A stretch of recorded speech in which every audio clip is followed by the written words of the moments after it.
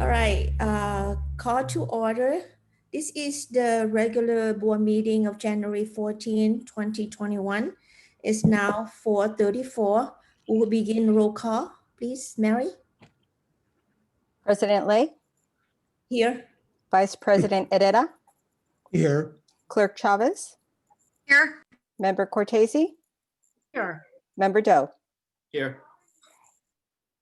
All right, everyone is here. So we will, I think that anyone has the public comments? I don't see anyone, correct? All right. So if not, then recess to closed session via Zoom video. Thank you. We should take roll first, Madam President. We did. Oh, we did. Oh, I'm Yeah. sorry. Roll Yeah, call. she did. My bad. Okay, so we reconvene the open session at 6 p.m. So thank you. Thank you. All right.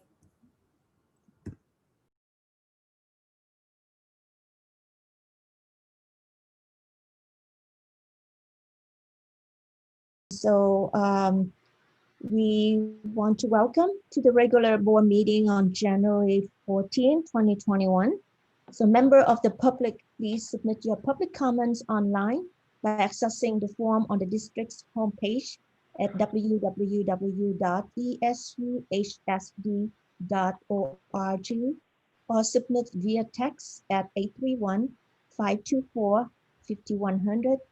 Please limit your written comments to no more than 1,000 characters in length. The public comments submitted online will be read into the record. You may also raise your virtual hand in Zoom to request to speak. You will have 2 minutes to speak. Please note, all meetings are recorded. All regular and special meetings of the Board of Trustees and Board Study Session are streamed live on meeting nights and also available for viewing the day after the meeting by accessing the district YouTube channel listed on the district webpage at www.esuhsd.org under the quick links section. The board is not able to respond to items that are not on the agenda or any personal issue. Your comment will be read into the record and will be directed to the superintendent and or the appropriate staff member for response. Interpretation of this meeting in Spanish and Vietnamese can be heard by accessing the link and following the instruction shown on the agenda and the district website. So we go to the item number 5, adoption of agenda. 5.01, the superintendent, any board member request that items be removed from the agenda for consideration and or carry to a future board meeting for or actions, and or that the board take action in a regular meeting on subject not listed on the published agenda on an emergency basis or other basis allowed by law. If I don't hear anyone, then we can move to item number 6, which is board special recognition. One staff building equitable communities. Superintendent Chris, would you take over? Item. Yeah, I would like to introduce Associate Superintendent Teresa Marquez, please. Yes, thank you, Superintendent Funk. Good evening, board members. For this month, our honorees for our equitable communities, we begin with Alma Tenedora, Program Specialist in our Special Services Department. Kudos from the director read as follows. In her work, Mrs. Tenedora helps to find appropriate school and classroom placement for some of our more challenged students with disabilities. Alma acts as a leader and mentor to her colleagues in their work as they support students, families, teachers, and administrators in all things related to the Individuals with Disabilities in Education Act. We are fortunate to have Alma on our team. Congratulations, Ms. Tenedora. Next, we honor Kim Kwok, attendance clerk at Evergreen Valley High School. Kudos from the principal read as follows. Ms. Kim is always incredibly kind and cheerful to every student, staff member, and parent she encounters. Parents tell us that she is always approachable and helpful. Many parents often come to campus seeking Ms. Kim by name because she has established such meaningful relationships with them. Ms. Kim's kindness and constant cheerfulness help brighten our campus, and we are so happy she's on the Evergreen Valley High School team.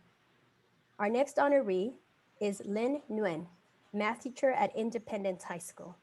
And kudos from her principal state, Ms. Nguyen is a warm and charismatic teacher. Her students feel cared for and safe with her. She builds in time for students to ask questions and take mental risks. Ms. Nguyen has similarly taken risks for herself, taking on our AP Statistics program and accepting new courses and assignments. Lynn is a true sixer. Next, we'd like to recognize and honor Ariel Ray Ray Neal, campus monitor at James Sick High School. And her principal says, Ms. Neal has gone above and beyond her role as campus monitor to come to the campus nearly every day of the whole semester to supervise students who need to use their school environment to do their distance learning. Her dedication to supporting our students has been unwavering since the beginning of the school year. In addition, Ms. Neal is always willing to help wherever she is needed. Her commitment to the Comet family is appreciated by the whole community. Next, we have our social worker at Mount Pleasant High School, Ms. Keely Murphy. And kudos from the assistant principal read as follows. Ms. Murphy is a compassionate and essential student advocate for supporting social emotional learning and providing mental health support at Mount Pleasant High School. Her sincere contributions to our site's MTSS team allows us to learn different ways to support our students in the classroom with emotional learning, best practices to build connections and community. Her tireless work with individual counseling to groups and her ability to collaborate with our outside service providers to link our students and families with ongoing support goes above and beyond. Given all her tireless work, she has taken on mentoring an intern. We are very grateful that Ms. Murphy is part of our school community, and we will continue to be better with her contributions for years to come. Our next honorees are the entire counseling team from Oak Grove High School: Joyce Armstrong, Martha Esquivel, Kelly Kruger, and Bin Liu. Kudos from the principal read as follows. Not only is our counseling team helping students navigate from course to course, supporting teams socio-emotionally through the struggles that have come with distance learning, and providing them with additional resources to pursue post-high school opportunities, they have really thought outside the box this year to increase the frequency of student-to-student connections. As a result of the time they have invested fostering strong relationships with students and families, our counselors have excelled at building equitable communities. According to Associate Principal Karen Aragon, our counselors are an integral part of our school. Their knowledge of post-graduation possibilities, their compassion, empathy, and resolve are all qualities that help support our students belong and be successful at Oak Grove. Our next honorees are our entire physical education department at Piedmont Hills High School: Samantha Ayochi, Greg Boyd, Adam Elix, Jennifer Harris, Janelle Jones, Matt Keasley, and Pete Simos. And their principal states, I am so impressed and proud of the work the Piedmont Hills High School Physical Education Department has done since our move to distance learning. Over the summer, I received so many emails from parents asking how PE can possibly be taught virtually. This department has proved that not only can they teach virtually, they can excel at it. They have embraced new technology platforms that they absolutely did not have experience with in their regular, quote, normal teaching environment.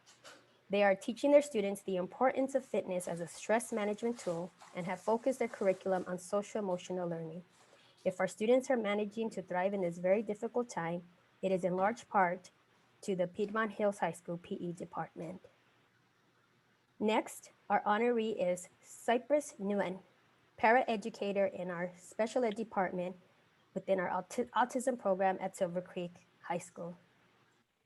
Kudos from the principal read as follows. Cypress Nguyen has gone beyond his job description during distance learning.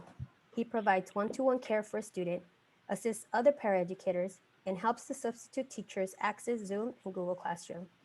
During the beginning of a class, somehow a student that is nonverbal was the host of the class.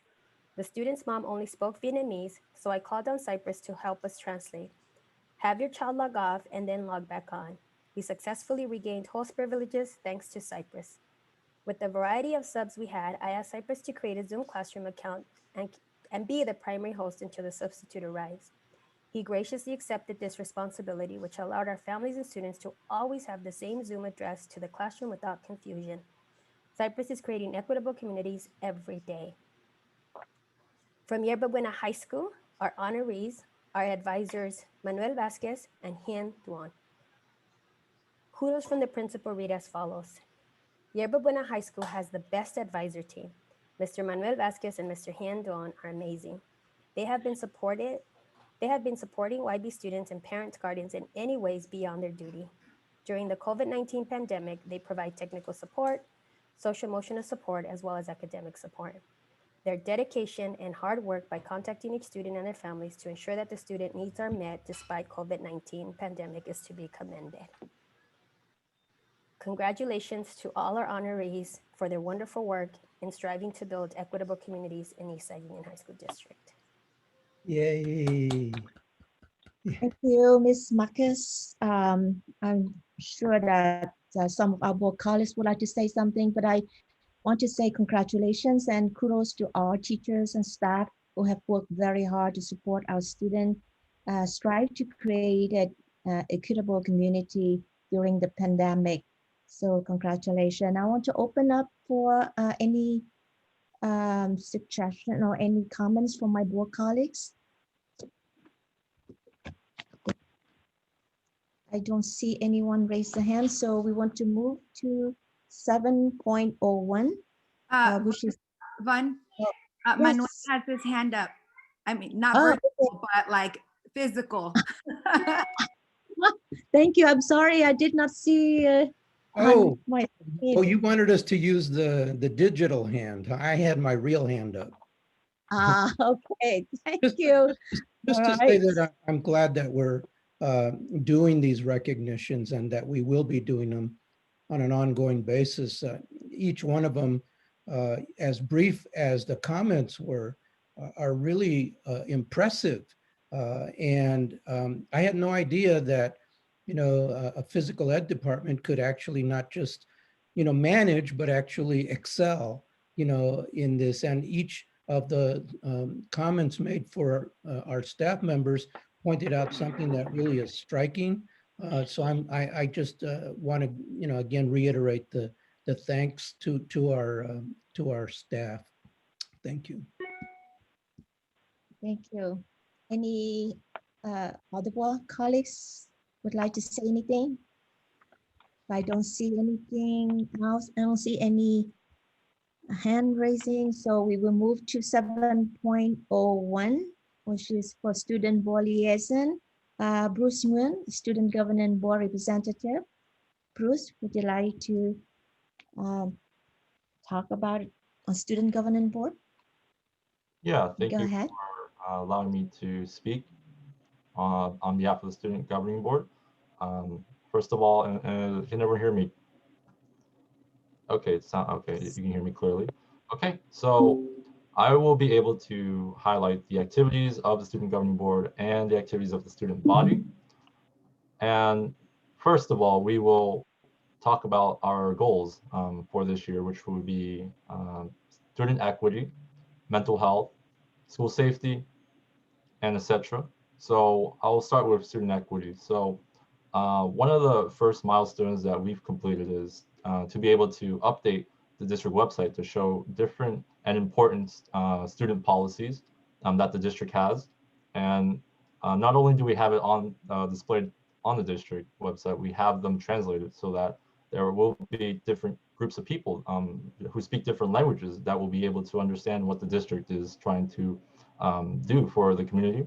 And I hope that they do get to read that. And moving on to that, we do host a diversity task force.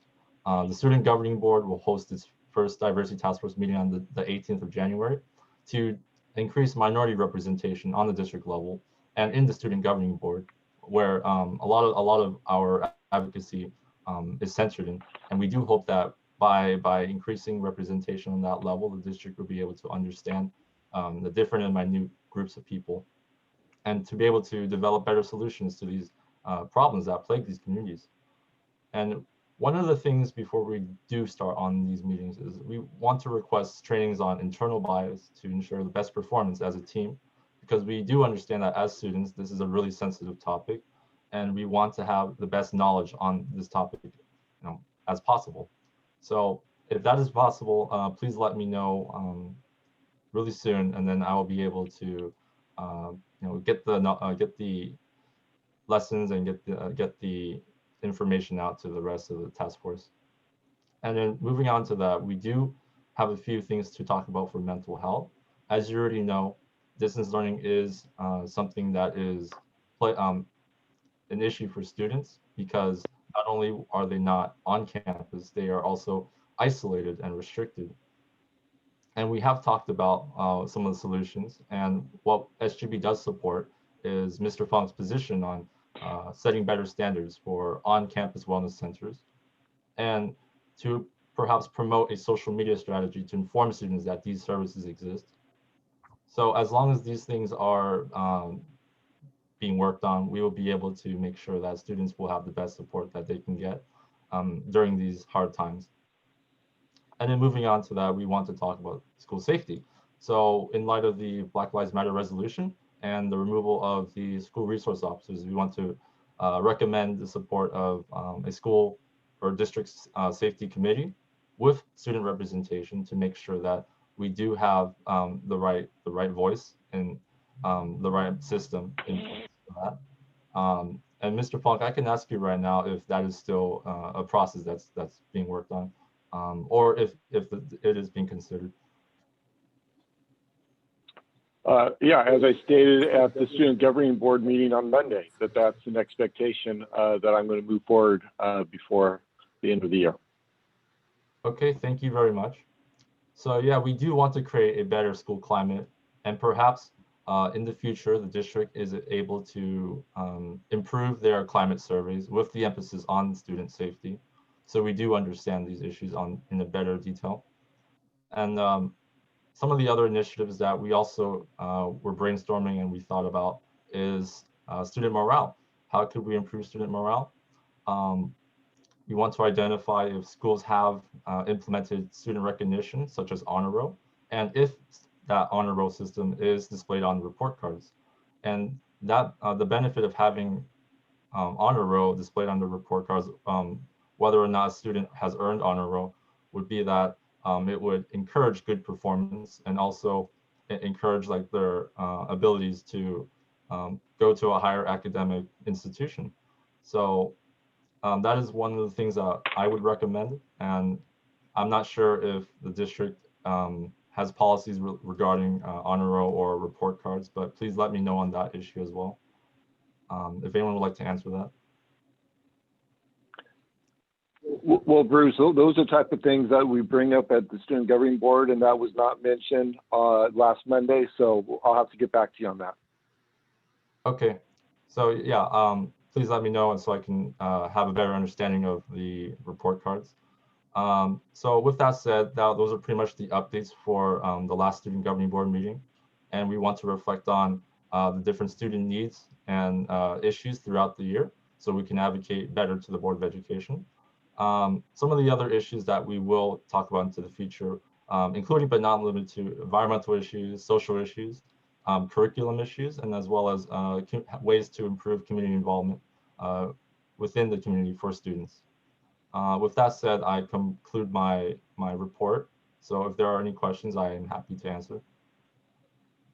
Well, Bruce, I'm very impressed about your report. There's a lot of works behind the scene, right? And I'm very proud that the student board, governing board representative that been worked very hard on those issues really impact into the daily life of the student. I have a question that how did you reach out to other students to really ask them to be involved? And because when you talk about diversity task force, you need to reach out and you need to work with different groups in order to have the representative, right? Yeah, I can answer that through our use of social media, as well as our extensive communications team, which is led by our SGB secretary, Paula. So as an SGB, we do have an email, and we do email many, many different schools and their SGBs as well.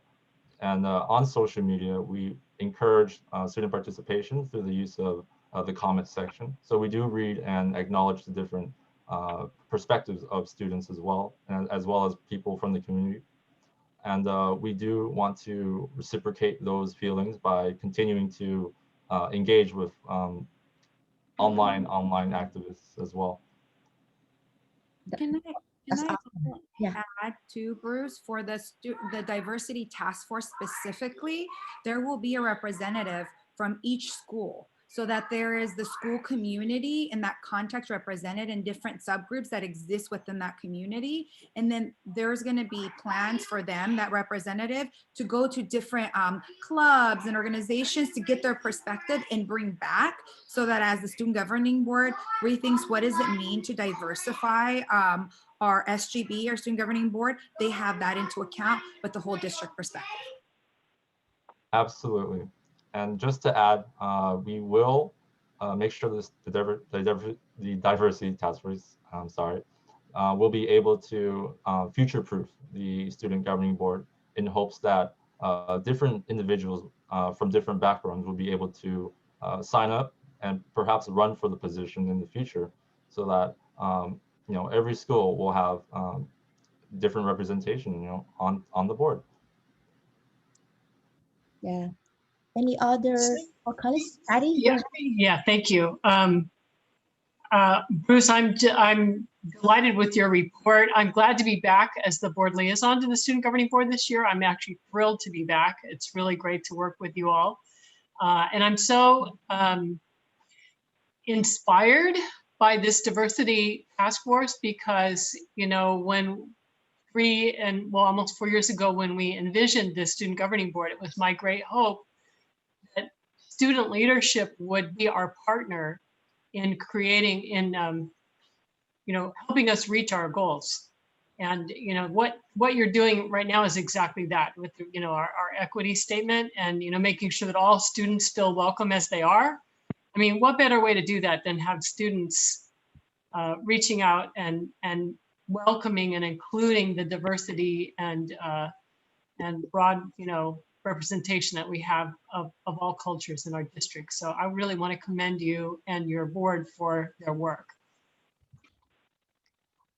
Yes, and to add to that, last semester may have been sort of a wrench in our gears, because we were adjusting to the distance learning platform, and not a lot of us were able to communicate as effectively as we would in real life. But now that we've taken a step back and to realize that a lot of the things that we do can be applied online, then we will start to engage more and more with the district, and to communicate with you, Patty, as well as the superintendent, on the future developments of the student body. That's great. Any other board member who would like to comment? I don't hear anything else. So we move to 7.02, the student update regarding school culture. Yeah, no items that- this evening. Okay, then we move to 8.01. The superintendent and a board member may request that item to be considered, discussed, and act on, but the order indicate on the agenda as per schedule. So like here, anyone would like to discuss or the order of the agenda? If I don't see anyone, so we move to 8.02. Will be presentation and discussion regarding system response part 2. Ms. Teresa Marquez. Yes, thank you, And Board question- President.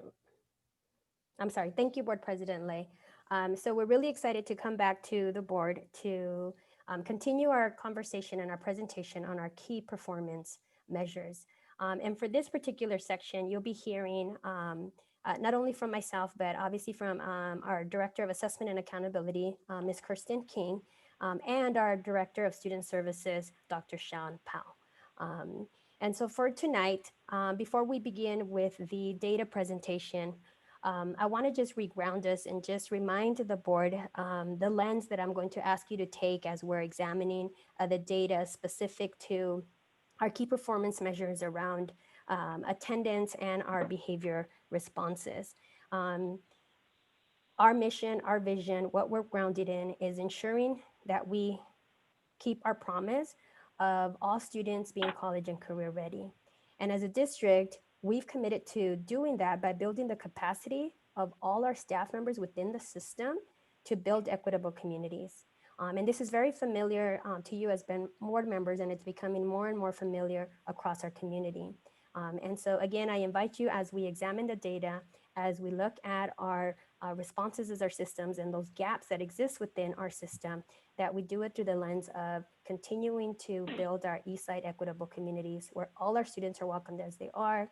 We not only know the areas of strengths and growth for all our students, but we support them, where every adult in the system can respond positively to the various needs that our students come with, and that our students are able to engage with tasks or assignments that are going to really prepare them for full participation in their local communities and the global society at large by really developing their strategic thinking skills.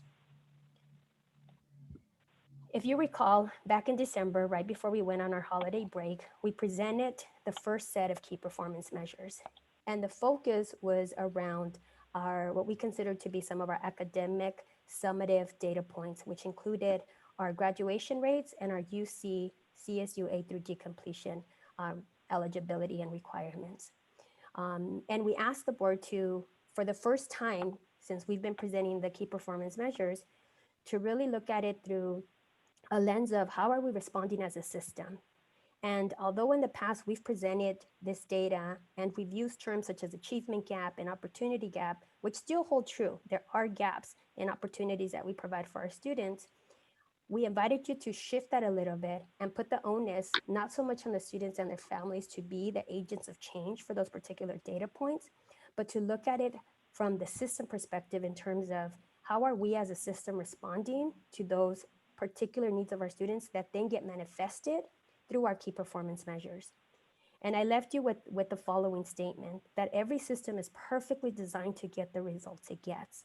And so if that is something that we're going to hold to be true, then how do we begin to look at what are those systems responses that we want to put in place so that we're truly designing a system that's going to get us the results that we want and that are going to allow us to fulfill that promise to our community that all students graduating from Eastside will be college and career ready.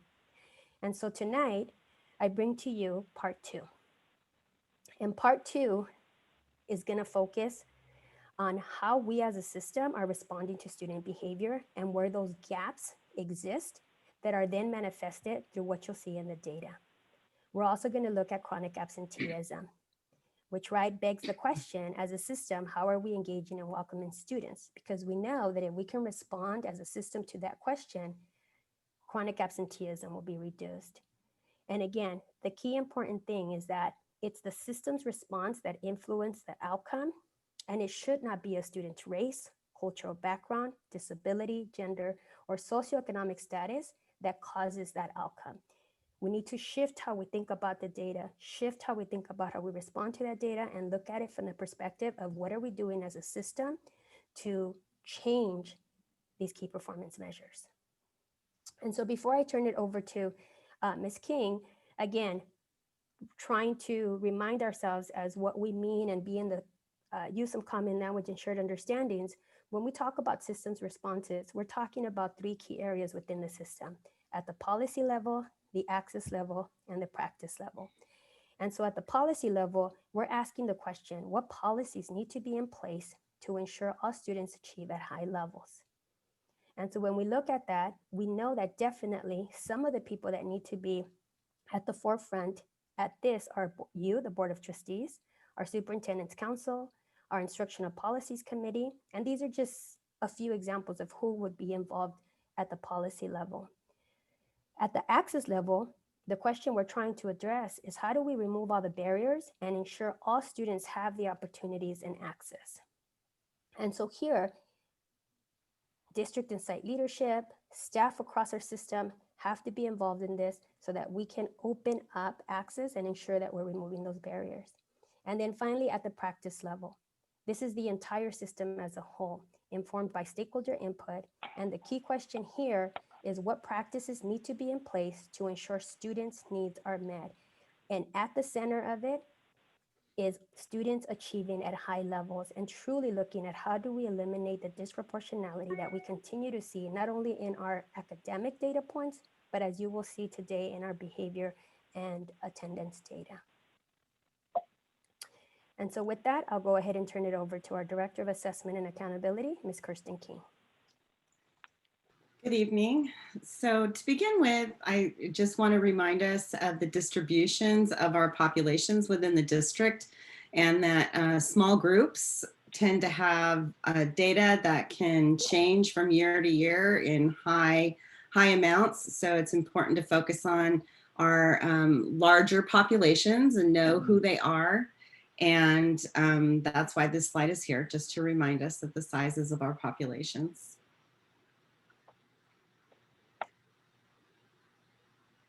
So tonight, we're going to look at disciplinary referrals and suspensions. And this slide looks at the complete year of 2018-19. And then it also looks at 2018-19 ending in March. And then it looks last year ending in March, and March 13th actually as the date, because that's the date that we wound up going into distance learning because of COVID-19. So we wanted to be able to give sort of a more equal comparison between 18-19 and 19-20. And the top yellow boxes look at total behavior events and then unique students with behavior events. And we see that in 19-20, we went up in both of those just a little bit when we compare it to the end date of March 13th from 18-19. The green boxes look at student suspensions, and we see that in 18-19, excuse me, we had a total of 1,209 suspensions. But when we end that in March, we see that we had 935. And in 19-20, when we ended in March, we were up just slightly from that at 962 total suspensions. And when we look at unique students suspended in 18-19 ending in March, we had 649 students that were suspended at that point. And in 19-20, we see that that went up to 701. And when we look at the students expelled, we see that as of March in 18-19, we had 11 students expelled, and we had 9 students expelled last year by the end of March. I didn't put a suspension rate in there. You will see a estimated suspension rate for 19-20 in later slides. The state is going to be coming out with public data, hopefully sometime in February, and they're going to be adjusting it as well, but all the way back to February.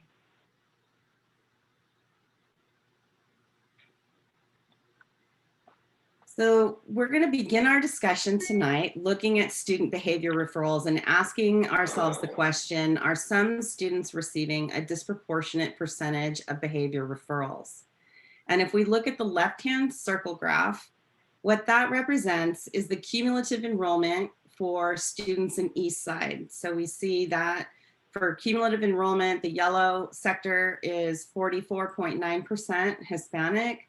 The orange sector is 44.3% Asian, 2% African American in the gray, and 2.5% two or more races, et cetera. And that's the world of total enrollment. When we look at the right-hand circle graph, it looks at the unique students that have had a disciplinary referral. So when I say unique, that means if a student has had multiple referrals, they're only counted once on the right-hand side graph. And that's what we do when we want to look at proportionality. So what we see is a much larger sector of that circle is yellow. So while Hispanic students represented 44.9% of the cumulative enrollment, When we look at the world of disciplinary referrals, they represent 70.9% of the students with at least one referral. When we look at African American students, they represent 2% of our population, yet they represent 3.2% of students with disciplinary referrals. So we see a disproportionality. We're referring more African American and Hispanic students for behavior. I have a question. Okay. On that, yeah, the slide you were just showing us, maybe you're getting to this, but what significance or what interpretation do you give, for example, that Hispanics are 44.9% of enrollment, but 70.9% of disciplinary, action? So how do you interpret that? What does it mean? What it means to me is a disproportionality in the students that we're referring and bias within our system and adult reactions that we need to look at. Because what we would want to see would be ideally the same proportions in both sets of circles. And so we need to ask ourselves a question, why are we seeing it that way? And we need to ask ourselves, what is it about the system and the adult responses within our system that is causing this disproportionality?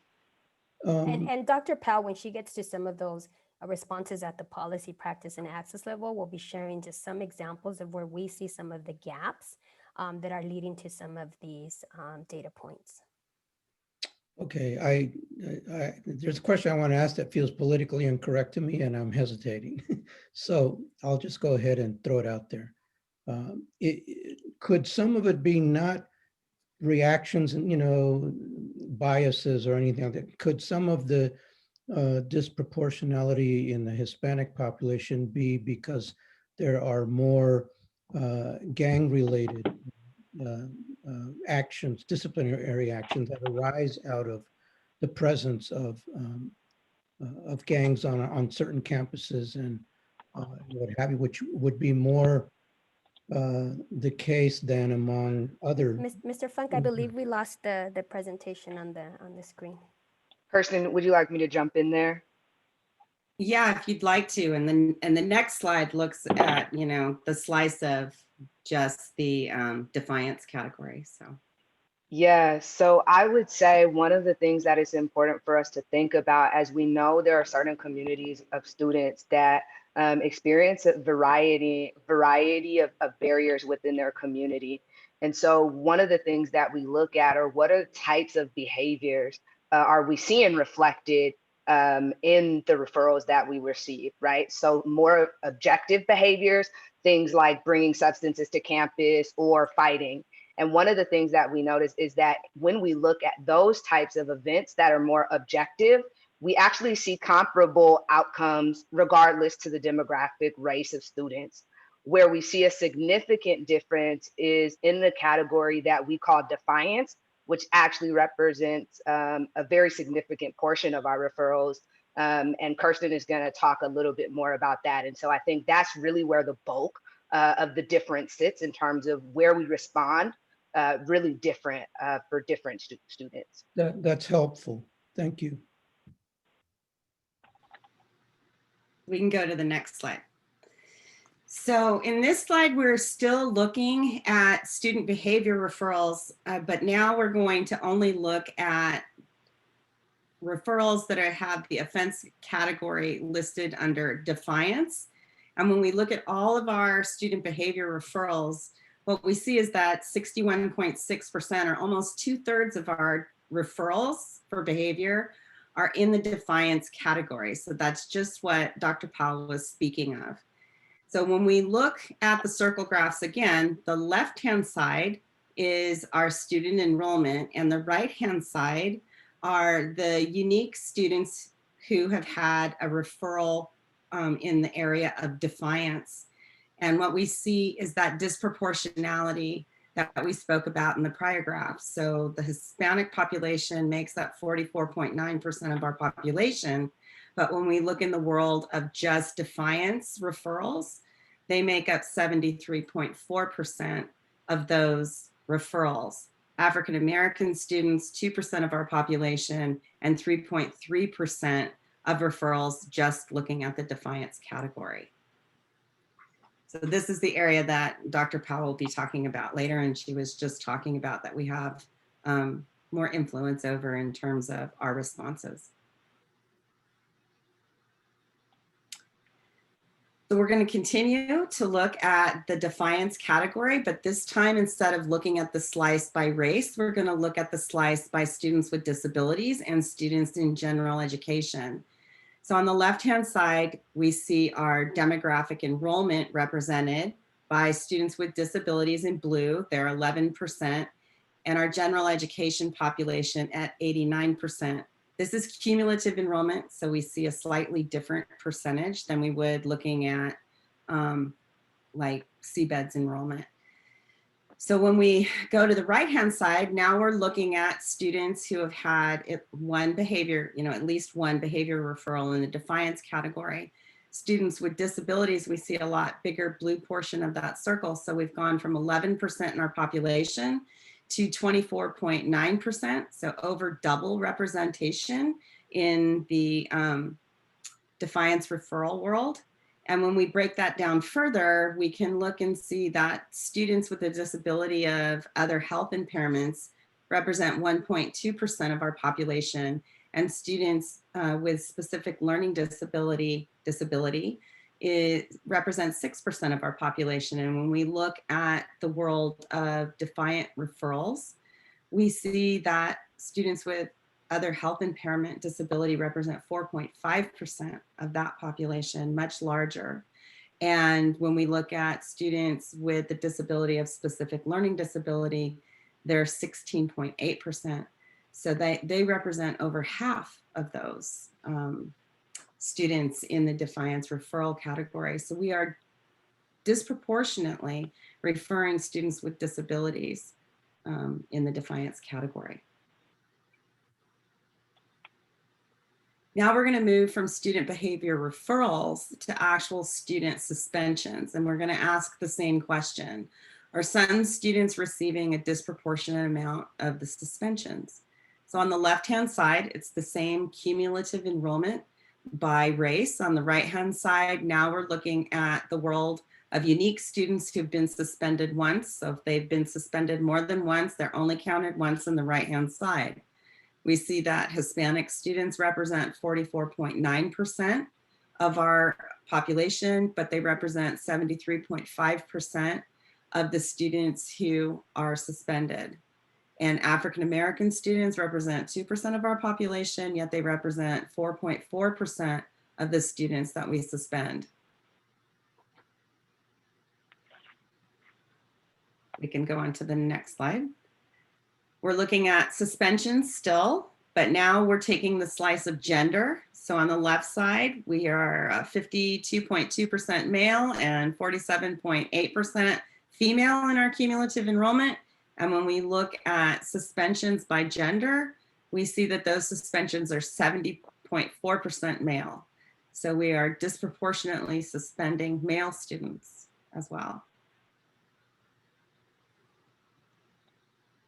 This slice looks at students with disabilities and gen ed students. And what we see is that students with disabilities represent 11% of our population, yet they represent 30% of our students who are suspended.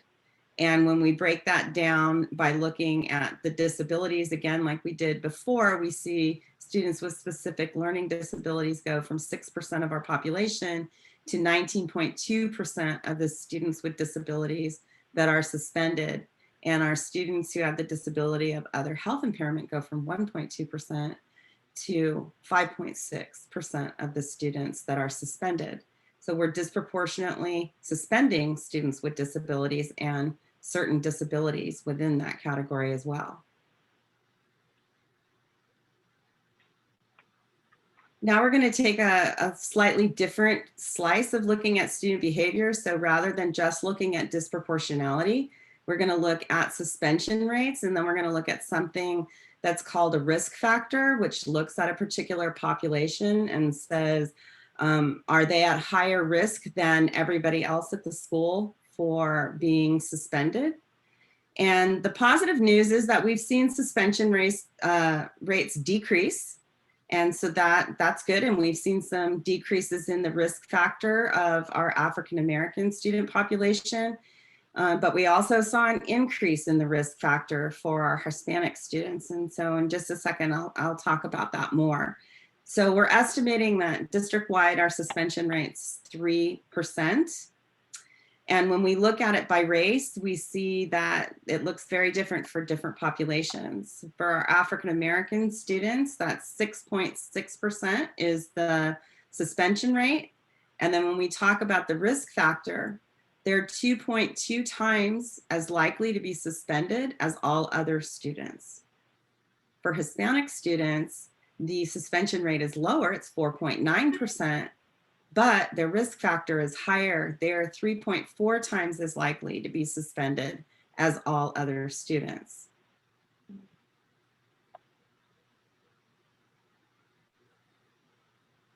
So we've seen the disproportionality by gender, and we've seen the disproportionality by race. This graph combines the two and looks at those suspension rates and risk factors. So if we just look at males, the suspension rate for males within our system is 4.1%, and males are 2.2 times as likely to be suspended in our system as a female. That compounds when we add race factor into it. So if you are an African-American male, the suspension rate is 7.3%, and you are 2.5 times as likely to be suspended as all other students, versus being an African-American female, your suspension rate is 5.7%, and you're 1.9 times as likely to be suspended as all other students. Hispanic males, suspension rate is 6.3%, and they are 3.2 times as likely to be suspended as all other students. So we definitely have populations that are much higher risk of being suspended within our system than others. The next slide looks at a different slice. So we combine race with disability. So we saw having a disability also puts you at a higher risk factor. And what we see in our system is that the suspension rate in general for students with disabilities is 8.3%, and they are 3.5 times as likely to be suspended as all other students. And when we combine that with race, we see more severe data. So if you are an African-American student with disabilities, the suspension rate is 5.3%, and you're 1.8 times as likely to be suspended. And that decreased, the suspension rate alone decreased 17.4 percentage points from the prior year. And so that's super good news. And when we look at the Hispanic students with disabilities, the suspension rate there is 9.6%, and they're 3.9 times as likely to be suspended as all other students. And if we look at the students in the 2 or more race category who have a disability, that suspension rate is 12.1%, and they're 4.1 times as likely to be suspended as all other students. So when we combine those two characteristics, we see higher risk factors and higher suspension rates within our system. And so when we look at this from a systems response, the first thing that it's important for us to do is to look at what are we already doing as a system. And so at a policy level, there are some things that our system currently has in place. Number one is that we have a commitment to equity through our equitable communities. The second thing that we have policies at the board level, as well as with an education code that clearly tells us that prior to suspension, we are expected to provide all of the other means of correction. And that's actually written in policy already as it exists. One of the things that we've done as a district is we've passed a resolution, the Relationship-Centered Schools Resolution, which outlines our commitment to the importance of centering relationships between students, but also between our students and our staff on our campuses. And the last policy that we have in place is, in the past few years, we've done a lot of work to review our board policies that specifically look at behavior and discipline within schools to ensure that our board policies are aligned with the most current education codes for behavior and discipline. Then we have some things that aren't quite policy yet, but we're well on our way, and that would be our equitable communities. In our district, we also have our uniform behavior response, which we call the UVR.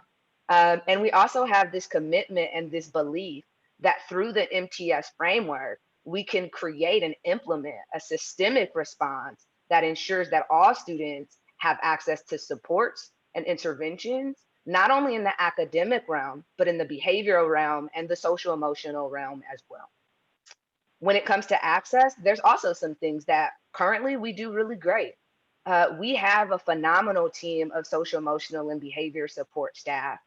We are one of the only districts that have a full team of social workers where there is a social worker on every school site across the district. We have made a commitment to implicit bias training and have trained all staff across our system in implicit bias training. In addition to that, we have what we call the student discipline review process, AKA the SDR, in case you hear that acronym. And what that requires is it requires that in order for us to remove a student from campus for behavior, that they receive something called due process. That means we have formal meetings and formal hearings with students and their families. Sometimes they're able to bring their representation. They're able to present their own witnesses, their own documentation, their own narrative, in addition to providing school sites an opportunity to present the same.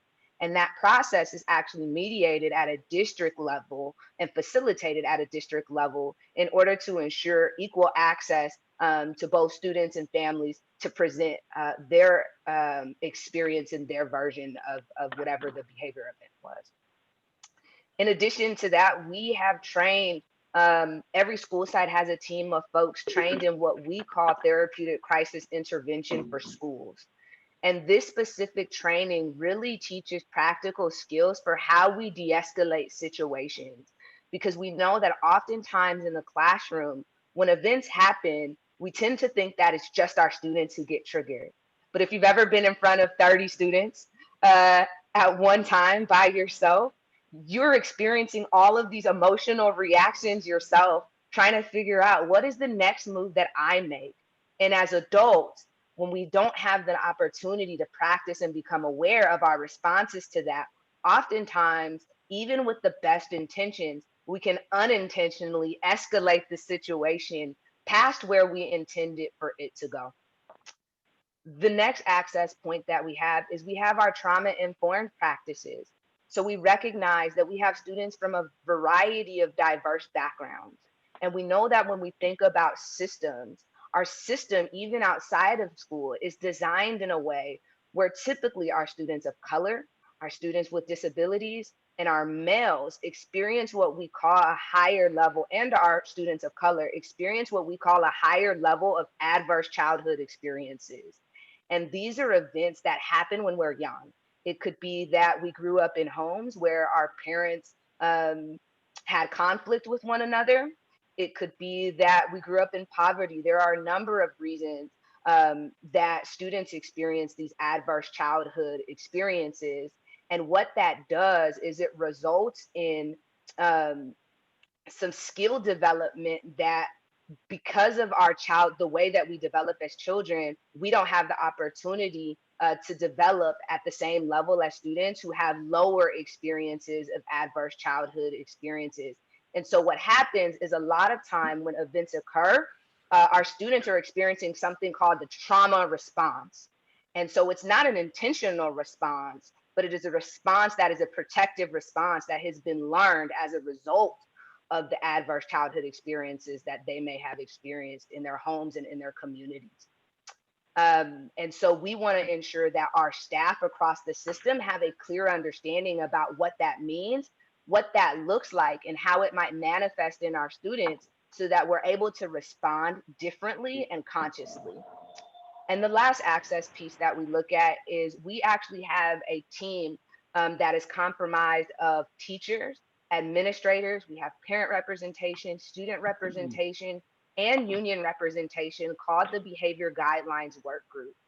And what we're looking at is ensuring that the process that students go through when behaviors occur in classrooms is consistent across the board for every student within our district, and that we have clearly identified interventions and supports that are consistent across all school sites as well. And then the last thing that we have in place is our practices. And so as part of our IEPs, we have behavioral goals within those IEPs, which are intended to ensure that we're targeting our supports and interventions based on the needs of students who have IEPs, where there may be some manifestation of their disability through their behavior. And it's important that when we think about this, a lot of times what comes up for us are students with IEPs for emotional disability. And that's a notion that I really want to address, because one of the things that we see is a lot of times the disproportionality in outcomes really occurs for our students with specific learning disabilities, and not those who are actually in or have IEPs because of emotional disabilities. And so that's really important for us to think about as we think about our practices around our behavioral goals. In addition to that, we have the awesome Melissa Wheeler, who provides dynamic mindfulness to the adults on our campuses. At lunchtime, she does professional development, really providing opportunities for our adults to self-care. Because one of the things that we know is that when we work in schools, we deal with a lot of what we call vicarious trauma. And what that means is that we take on a lot of the trauma and the experiences of our students and our families, in addition to what's going on in our own life with our own kids and our own partners. And so what happens when we don't have these opportunities to engage in mindfulness and other self-care practices is that we experience something called compassion fatigue. And what that means is that unintentionally, we start to lose compassion for some of the students in our system. And so our responses can become more irritable. We get more irritable, we get more quick, we're less willing to dialogue. And it's not an intentional response, it's an unintentional response that occurs when folks who deal with people more often than not experience what we call compassion fatigue. And the last practice that we have is that across our school sites, as we've engaged in our Tier 1 implementation of MTSS, our schools have developed school-wide behavior expectations. And so this could be an acronym similar to SOAR. And what it does is it outlines to students on that site the basic expectations on in different areas of their campus about what their behavior should look like. Because it's hard to meet an expectation when it hasn't been clearly articulated to you for that space. And that's really important because we all come from different cultural backgrounds. And so we can't make the assumption that all students come into schools having the same understanding about what behavior should look like in specific spaces and areas. And so we've been doing some work around, we've done a lot of work around that. Next slide. And so we've looked at what is the work that we've already done. In addition to that, we've also got to ask ourselves, when we look at the data and we see the outcomes, what is the work that still needs to be done? At a policy level, we really need to continue looking at the implementation of equity. So we've got our commitments and our agreements, and now we've got to do the work to implement and to implement with fidelity across the system. In addition to that, we have the UBR, but we want to ensure that we're using that consistently and formally at every school site when any incident comes up, that every student receives the same process for how we deal with that behavior in the classroom, but also at the administrative level for specific behaviors when necessary.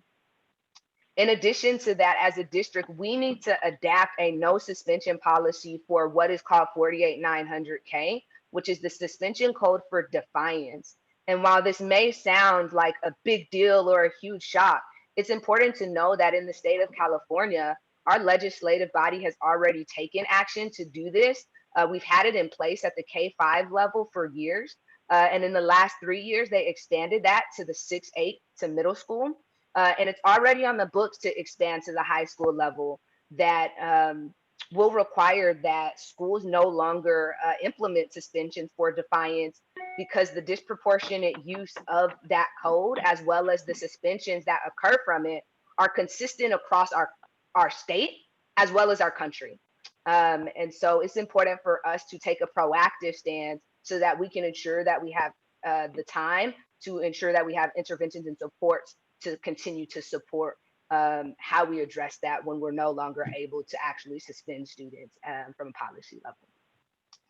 And then the other thing that I think is important for us to think about the policy level is ensuring that as a district, we have clear definitions for specific offenses and then clear responses.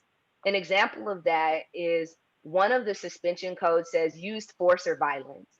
But then there's another one that says attempted to cause, threatened to cause physical harm or physical injury. And so what does that mean? And what does that look like? And how do we ensure that what that means and what that looks like is consistent for the folks that have to make that decision across our different school sites? And at an access level, some areas of growth for us include the fact that while we do have social emotional supports on our campus, we currently have a 1 to 1,000 plus social work to student ratio. So for every one social worker, they are serving over 1,000 students, and that's probably fairly low because we literally have one on each site. And it's important to know that the national recommendation is actually 1 to 250. So for every one social worker, they should be supporting a caseload of 250 students, which would allow us to provide the more ongoing services, which is really important for us because we receive over 2,000 referrals a year for our students. And so having to figure out how we can best support them, who are we able to give longer term counseling services to versus who do we have to refer are some of the critical questions that we're oftentimes having to think about. In addition to that, we need to ensure that our staff have access to social emotional learning and motivation curriculum, which does exist. Similarly to how we have English language arts curriculum, math curriculum, these types of curriculums also exist in the social emotional world. And it's important for us to provide these to our educators, both in the classroom, but also our support staff, so that we can provide interventions that actually teach students skills that they're able to apply and use within their classroom and within their community at large. In addition to that, we want to ensure that both our students and staff have access to de-escalation protocols and that we to de-escalation spaces, and that we also have de-escalation protocols on our campuses. Because the problem is not that we have a response. As humans, we will always have a response, but having an opportunity and a space to go to respond, to allow ourselves the time to process so that we can respond differently so that we don't cause harm is important. And we talk about that for students often, but it's just as important that we have that for our teachers. And so that could look like we have a hotline on campus that teachers can call and then have a student advisor or one of our support staff come and cover them for 5 to 10 minutes to provide time to de-escalate prior to them, and then allowing them to return to the classroom to be with their students again. And what that allows us to do is sometimes to be able to mitigate those escalations that sometimes occur because of compassion fatigue or for other triggers.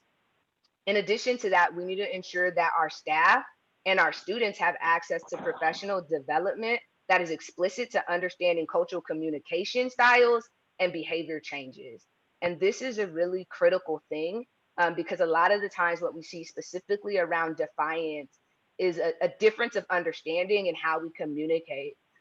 One example of that is particularly for people of color, our Latino, Latinx, and our African American folks.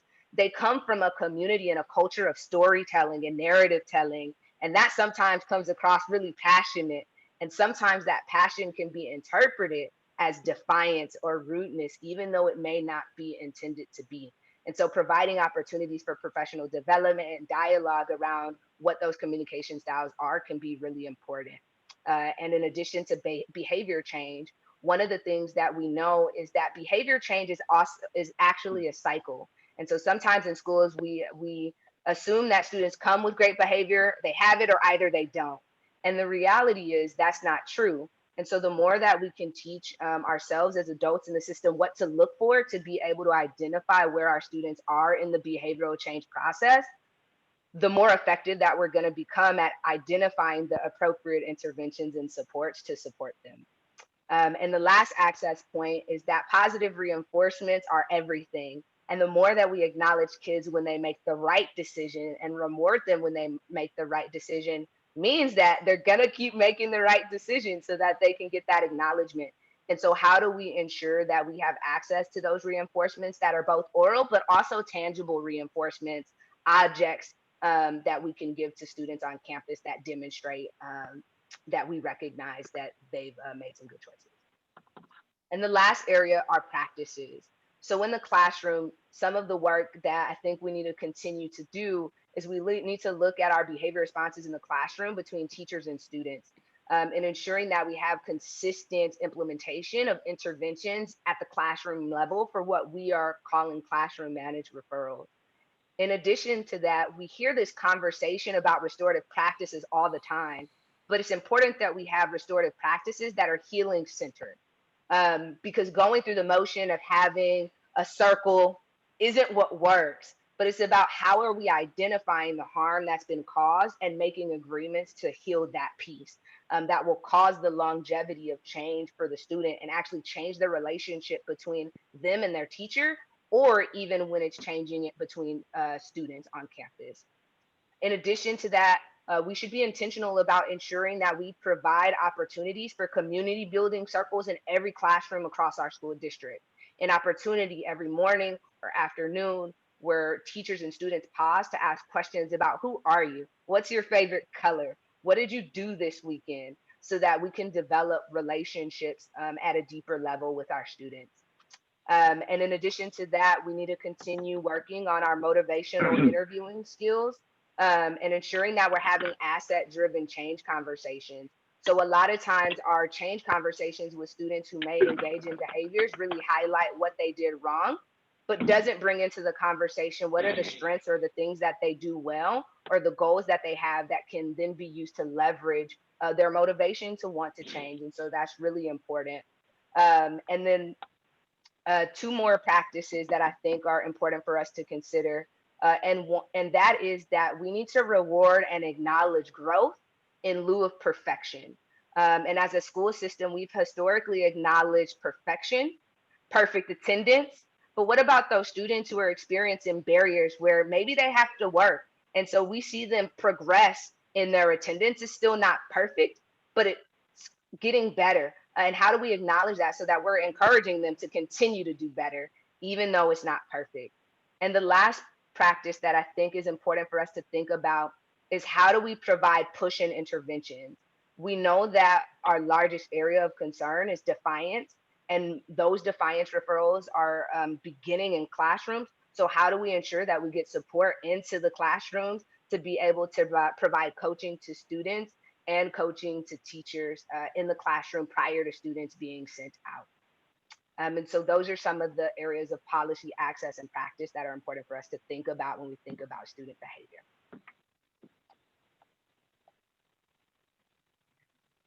And so how do we sum that up? When we think about systems responses, any systems response that is intended to address behavior must look at three core areas. Number one is an area that we call distributive justice.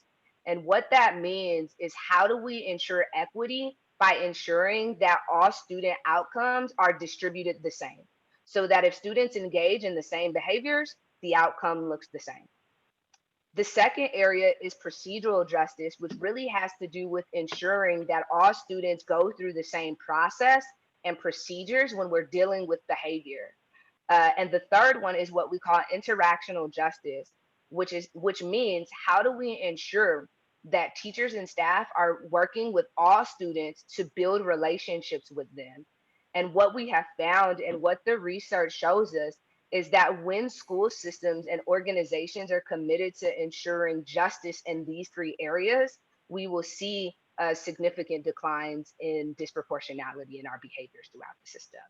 Because students will feel like, now I have relationships. Now I know that I'm going to go through the same process. And now I know that if I do something that is the same as another student, the response to me is going to be the same and not different. And oftentimes that reduces defiance throughout schools.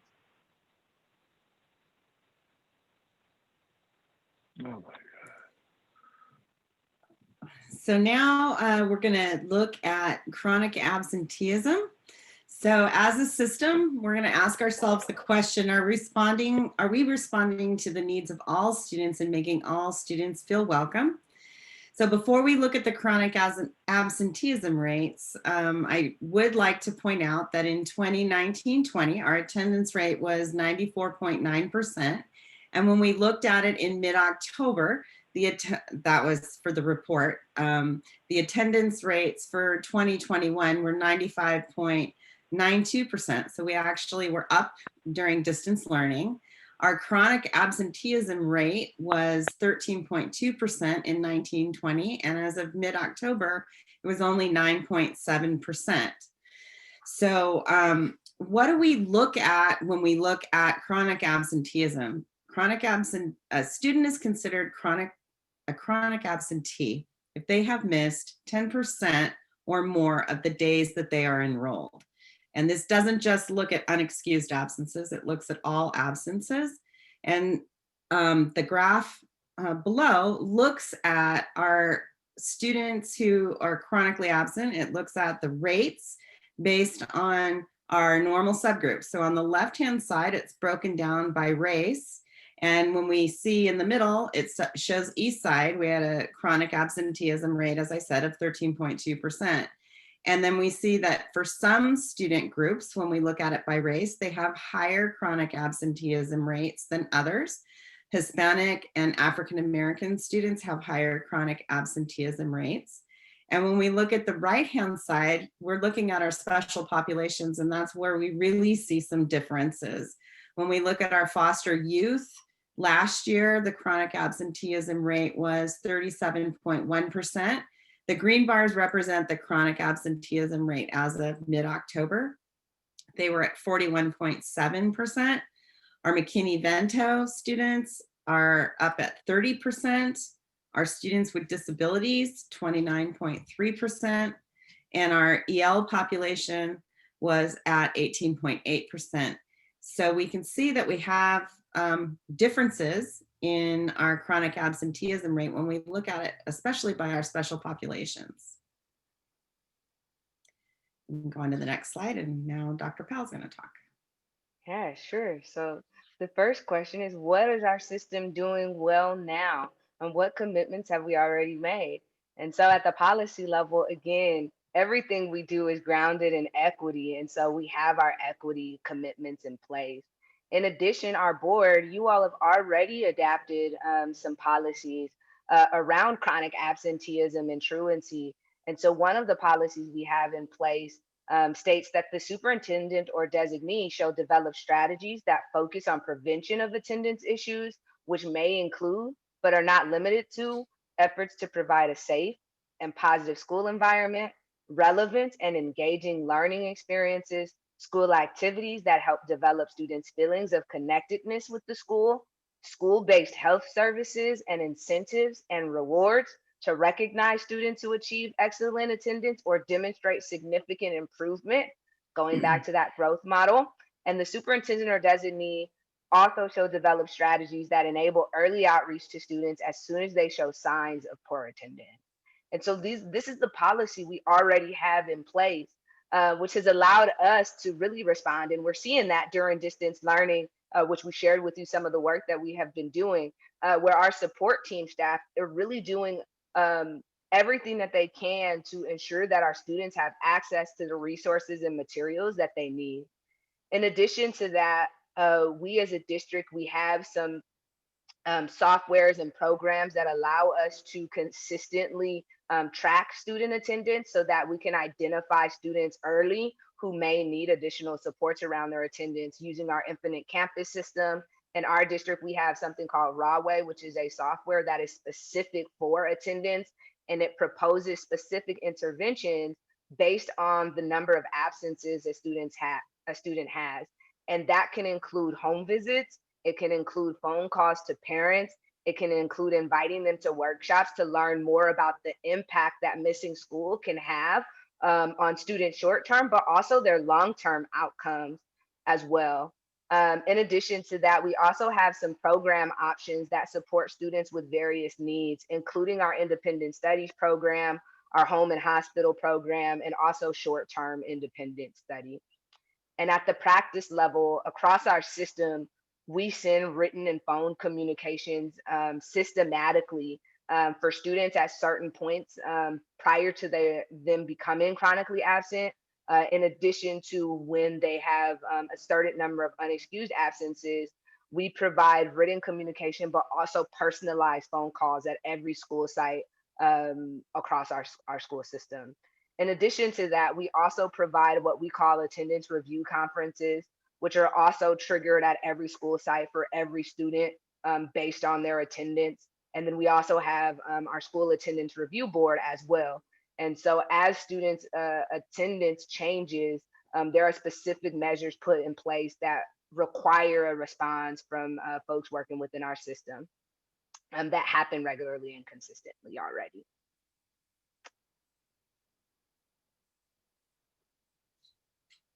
And so as we look at some of the gaps, reoccurring theme, as we think about our equity commitment, we have to continue to be intentional in thinking about our implementation. In addition to that, looking at our attendance support procedures and making sure that they're fully aligned to Ed Code in terms of the interventions that we offer. Looking at the attendance interventions that are defined in Ed Code and making sure that ours are aligned with that. We also want to look at our board policies and our administrative regulations for chronically excused absences, because one of the things that we know is that chronic absenteeism includes both excused absences and unexcused absences. And as school systems, we've historically paid a lot of attention to those absences when they're unexcused, but our excused absences, we haven't historically done that. And so that's one of the areas we'd like to think about what we might be able to put in place at a policy level that would then allow us to provide even more supports and even more outreach. And then just consistent implementation of the board policy that I've already shared with you. In terms of access, we want to continue to look at how we can ensure that all students have access to holistic support, because we know that for many students who experience chronic absenteeism, it's the conditions that they are experiencing outside of school that then impact their attendance. So their physical health, sometimes it's transportation, and sometimes it's access to basic needs, to things like food. So as a school system, if we want our students to be able to access education more, it's incumbent upon us to think about how we can help assist them in meeting some of these basic needs. In addition to that, looking at how we continue to work with our community partners to create programming specifically designed to support with interventions around attendance and truancy abatement, which we had in the past, but over the last few years, that option is not as available as it used to be. And then continuing to look at learning options to be able to provide to students who have varying needs. We have students that are working. So how do we create learning options that allow them to access education, but also meet the needs that are required of them by their families? So continuing to think about creating access points through various learning options. And at the practice level, we know that students attend school when they feel connected or have opportunities to engage. And so continuing to look at how we can continue to implement community building circles and practices, continuing to look at how we can reward and acknowledge growth in lieu of perfection in alignment with the board policy that already exists, continuing to think about how we can have asset-driven conversations with families when they're not attending, that recognizes their experiences in their communities, the single mom who has 4 kids that they're trying to get to school. How do we recognize what they're doing really well, and how we can leverage that even more to engage the student in attending school? We also need to look at how we can provide ongoing case management to our students with attendance concerns, because one of the things that we see fairly regularly is that this can be a familial trend. And so having a consistent point of contact to support the family, accessing all of the resources rather than sending them to multiple different people is very important. And then the last practice that I think is important for us to continue to think about and ensure is that we provide our written and verbal communications in language and means for parents to engage meaningfully. And so whether that's Spanish or Vietnamese, every communication, not only the notices that are required by law, but even when we're doing our outreach conversations to identify supports or interventions, those communications should also be in languages that would be helpful in ensuring that our families engage. So as we come to the close of our presentation on our key performance measures, similar to the next steps that we identified when we shared with you our data points around A through G and graduation rates, we bring to you just some key next steps that we think are important when it comes to responding as a system. And so in a similar way as to how at the policy level, we need to review, update, and implement board policies that impact student outcomes. We also need to look at it through the lens of behavior and attendance. We need to make sure that our UBR is adopted as our district-wide response protocol. And we also need to make sure that from the policy level, from the board level, that there's an adoption or resolution to ensure that we're using common language and definitions that are aligned with our UBR and the MTSS framework, so that when we are using terminology and words connected to both of these protocols or framework, we all mean the same thing. When you look at access, this is actually exactly the same as what we presented to you with our academic data, because they actually go hand in hand. Behavior, attendance, and academics come together within this framework of multi-tier systems of support. So it's important to continue to look at least restrictive environments for our students with disability and our English learners, to continue to look at our instruction, behavior responses, and interventions at the tier 1 level, and to really begin to look at building capacity around culturally responsive pedagogy, curriculum, and ground our instructional framework in universal design for learning. And finally, in terms of practices, really looking at reviewing, updating, and implementing all our administrative regulations to ensure consistency across our board. Ensure communication and input across all levels of the organization, so that if we're looking for consistency in common language and definitions that are aligned, the communication loop is completely closed to ensure that all staff across the system have received the communication, and that our attendance and behavior responses for intervention are done in a timely manner. Ms. Marquez, because of some key terms here, can you define quickly culturally responsive curriculum, pedagogy, and design for learning, universal design for learning? Yeah, so universal design for learning is an instructional framework that we can use to ensure that all students, including students with disability, English learners, are receiving their curriculum, the instruction in a way that is accessible. So Dr. Cavallero at the last presentation, the example that she gave is you build a ramp as opposed to stairs. So if you provide a ramp, everyone can go up that ramp. Everybody can access the material. Everyone can access the instruction. And so that's the framework or the guiding principle of universal design for learning. When we're talking about culturally responsive curriculum, instructional materials, we're talking about ensuring that our students who make up our district see themselves in the curriculum. They see themselves in the instructional materials, and that our teachers are conscious, culturally conscious of the experiences that the students bring that are in their classroom.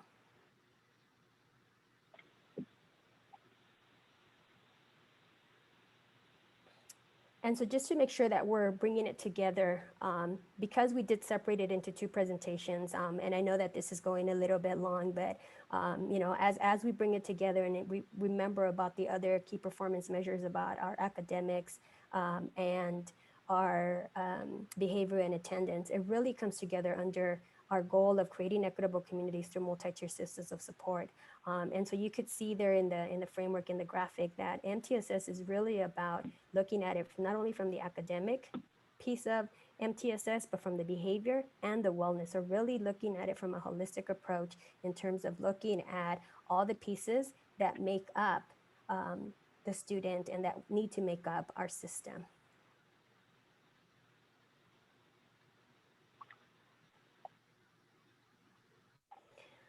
And then finally, the closing thoughts that we want to leave our community and our board with is that we clearly see from the data, both our academic data and our behavior data, that our system response gaps have led to the disproportionality that we see among student populations. We recognize that there's both system and individual bias has contributed to the outcomes that have been presented. And we know that if we are to change our key performance measures and improve many of our data points for a large group of our student populations, the system responses must address the policy, access, and practices. And then finally, we recognize that it's not just from one day to the next, that there's gonna have to be some building of capacity of our staff. And so professional development is gonna be instrumental in looking at how we respond as a system. And again, when you look at some of the learnings that many of us participated in from the Vantel training, we gotta look at it from what is possible. How do we continue to create a system that's gonna have the conditions in place for us to project what a new future can look like, where all students are achieving at high levels and we're not seeing disproportionality for some of our student demographics. And so last time I left you with the fact that a system is perfectly designed to get the outcomes that it is designed to get. And this time I leave you with the following, that the path to big systemic change is collective action. We recognize that this is not just the work of Dr. Powell or Kristen King or myself or Ed Services, that this is the work that we have to do collectively with all our members of our community, including our students, our parents, staff, board, so that we can truly get to our goal of equitable ESUHSD communities. Thank you. Wow, I'd like to say thank you to Ms. Marcus, Ms. King, and Dr. Powell for a very comprehensive report on KPM.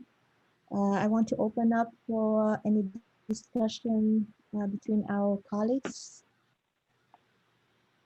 I do not see any raised hand on. Mr. Herrera?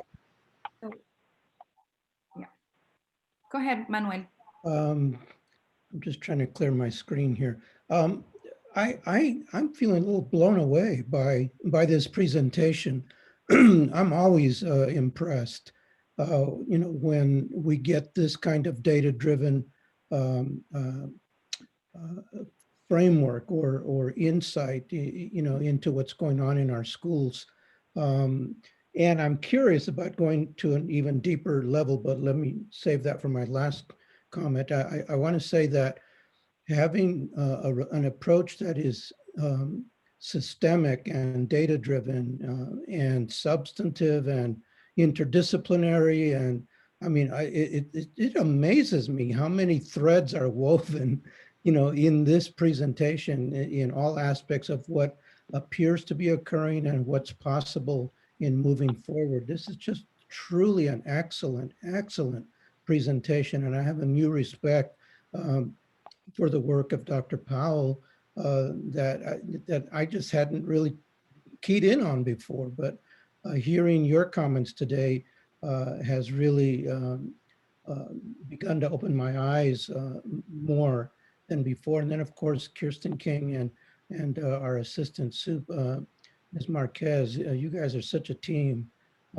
So the area where I'm curious to go is I'd like to have a random audit of cases that illustrate different aspects, especially in the area of defiance.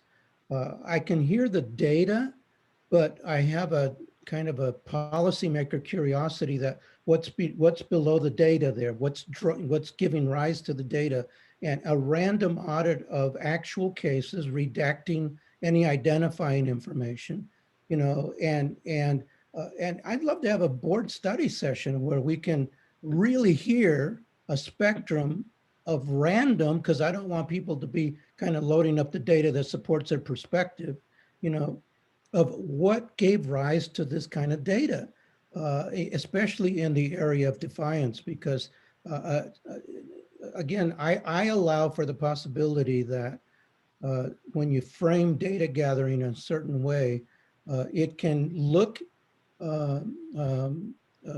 utterly cohesive and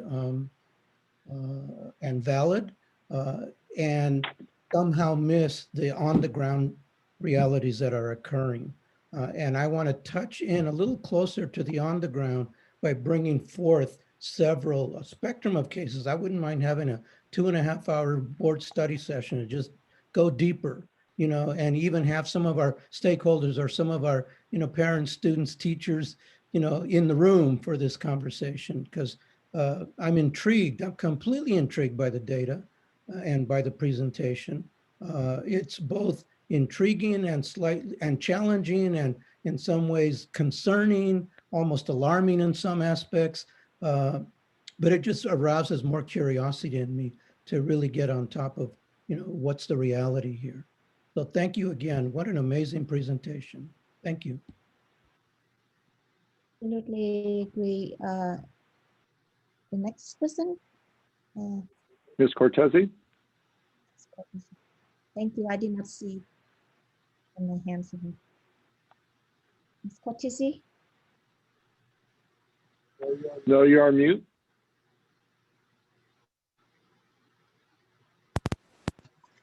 These are not working. There you go. Okay.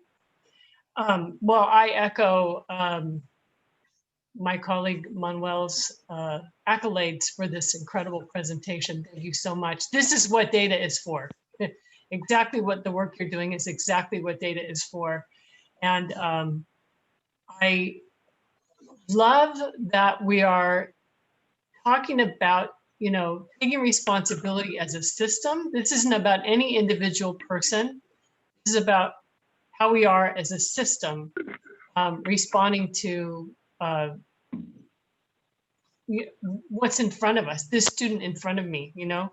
And, you know, you were quoting the 3 laws of performance. Well, the first law of performance is how people perform correlates to how situations occur to them, meaning the action someone takes is consistent with how the situation occurs. So when we can give people the practice, Dr. Powell used that word, give people an opportunity to practice these skills, mindfulness training and social emotional learning responses. When we're calm, when we're in our equilibrium, we can actually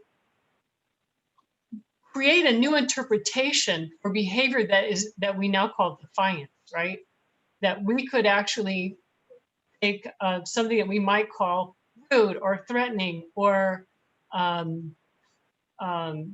disrespectful and reinterpret it as, this is a student who's stressed or struggling, or what's going on over there, just an invitation to get into their world and find out what's happening. And I think that's a game changer.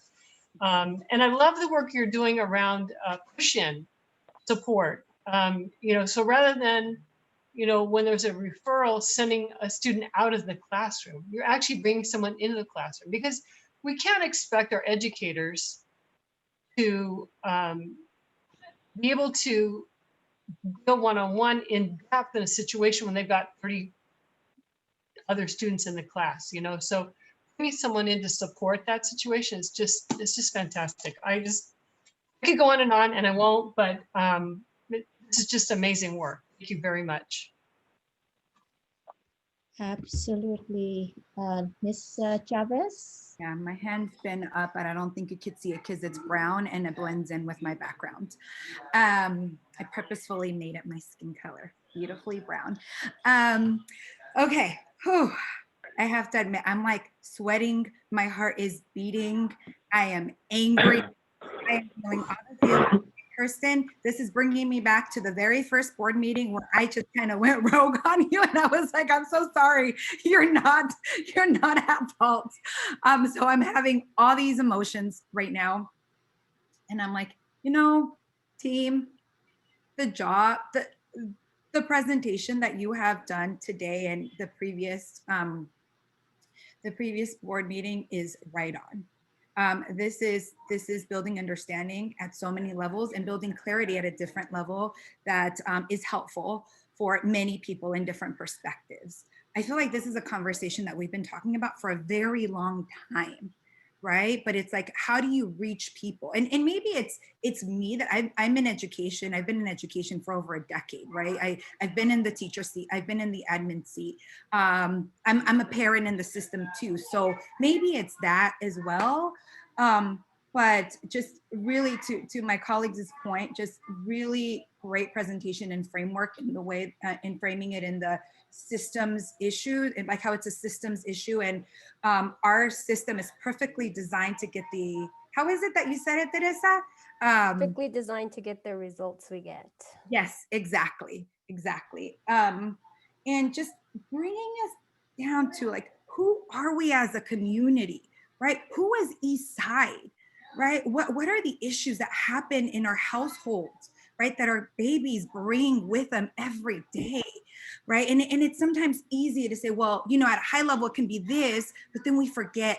And then Dr. Power, you talking about the what's that phrase that you use, my gosh, not empathy, but when you're tired of having compassion, what? Passion fatigue. Yes, like that resonates so much, right? And so everyone is struggling at so many different levels. So thank you for bringing that up, because that's huge, right? And the single mom, the student that needs to work, all of that is so important, just as important as it is that we talk about some of the data, that we talk about some of the other root issues that we see in quantitative data, if you will. And kind of along the lines of my colleague Manuel, I don't know that I would say audit, but I appreciate the next steps with the gaps and where we're at. And what's going through my head is, well, what about that? Like, can we figure out, like, we're doing a lot of great things at Eastside, but what is working and where?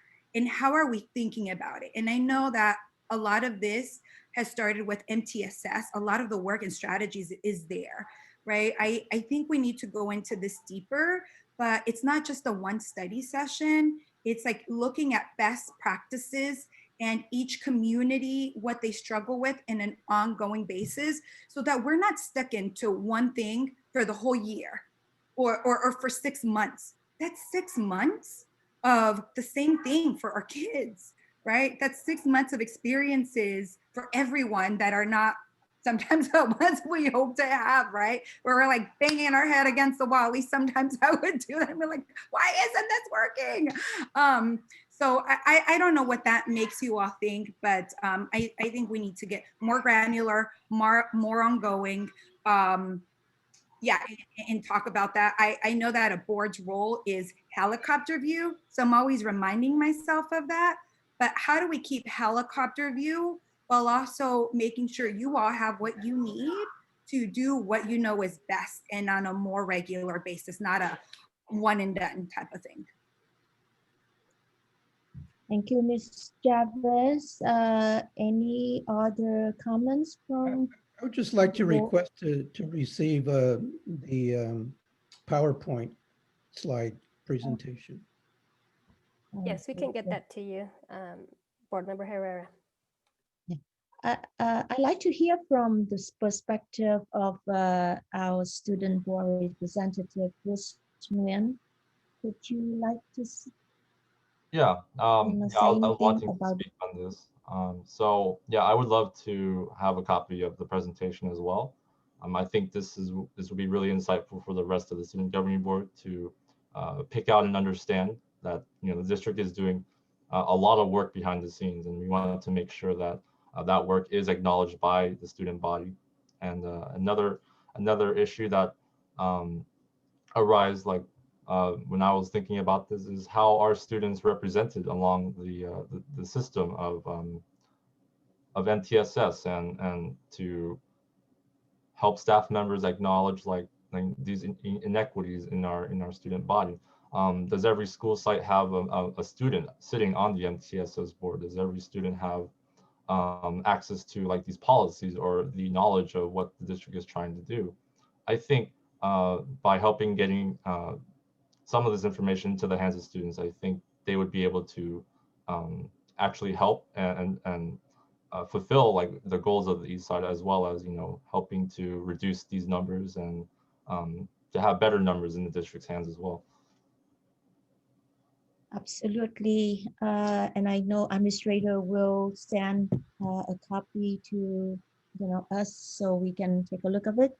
And I also want to echo that I think that we should have a study session to understand more in depth, and as like Vice President Herrera mentioned about, we are policy maker.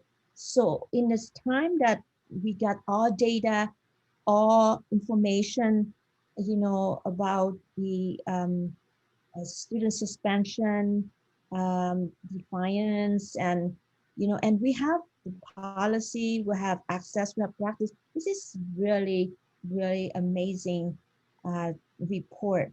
But we're gonna have to take what is the next step. How we gonna achieve the goal that we want? That's what when the East Side want to look into, a year from now or 2 years from now, is our data will be improved, or how our policy will make a difference in East Side, in our student, and in the district. So I want to if you can't organize maybe a study session in the future about this subject, then I think that would be a good idea. Yes. All right. Any other comments that I did not see anyone raise more hand on the on the participants level? Then we will move. Oh, just one question. 8. Sure, please go ahead. Yeah, so other than the I would say the survey that everyone has to take at the end of the year, the panorama survey, what ways are we assessing like the progress of these developments throughout the year? And if it's done internally, then I understand that, but what ways is the public also able to assess this throughout the year? Yeah, but so we do have the panorama data, which we can also correlate. We didn't want to overwhelm with too much data, and usually the key performance measures are that public data that is shared as part of the dashboard that is actually public to everyone, or is accessible to everyone. But we definitely need to ensure that within our own website, we have a place for our community to be able to see the data and understand the data too. One thing is just to kind of flash up some data, another piece is to be able to put it in context and to be able to allow our community to understand what the data means and what we're going to do about the data. Thank you. All right, so no more comments. So we're gonna move to 8.03, which is presentation, discussion, and action regarding the budget update. Mr. Chris Chu, Associate Superintendent of Business Services, and Sylvia Pelayo, Director of Finance. Yeah, before Chris starts his presentation, let me start by just talking about some exciting news. It's very exciting because the money that we've received from the federal stimulus, pardon me? Someone needs to mute. There was some background. I hear an echo, Chris. I hear you twice. I'm not hearing an echo. I heard a conversation going behind Chris. Chris, are you on your computer and the phone? Is this better? Is this better? Yeah, now it's Yeah, yes, yes. better. All right. So before Chris begins, I just Not, wanted it's to not better, highlight sorry. Now I that am getting an echo. It's sorry, it's worse.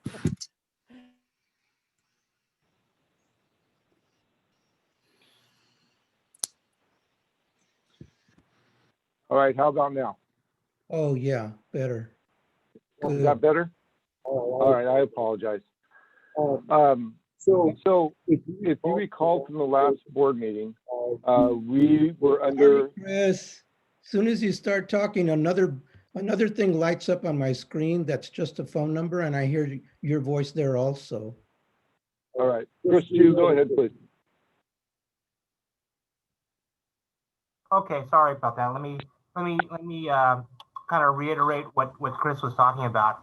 I think tonight, before I get into the presentation, I think one of the things that we are definitely seeing right now is we are seeing some very good news in regards to the budget, the current situation, especially the economic news as it applies to dealing with our deficit. I mean, when you think about this, a year ago, prior to the pandemic, we were talking about being in a different situation, and today, as of today, we are a lot better off. And who could have imagined that we were going to be the beneficiary of about $26 million of new federal funds, federal stimulus dollars, again to help be that life preserver being thrown out to us at the most opportune time.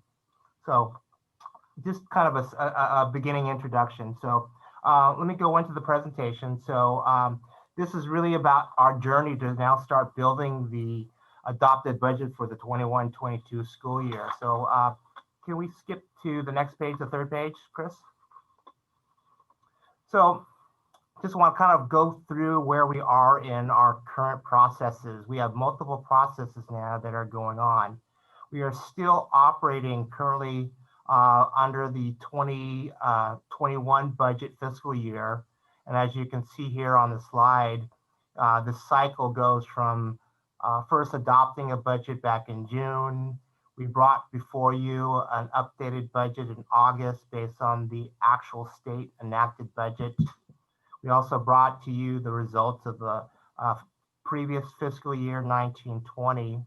And just about a month ago, we brought to you an update in terms of where we are fiscally speaking for the current fiscal year in the form of our first annual report.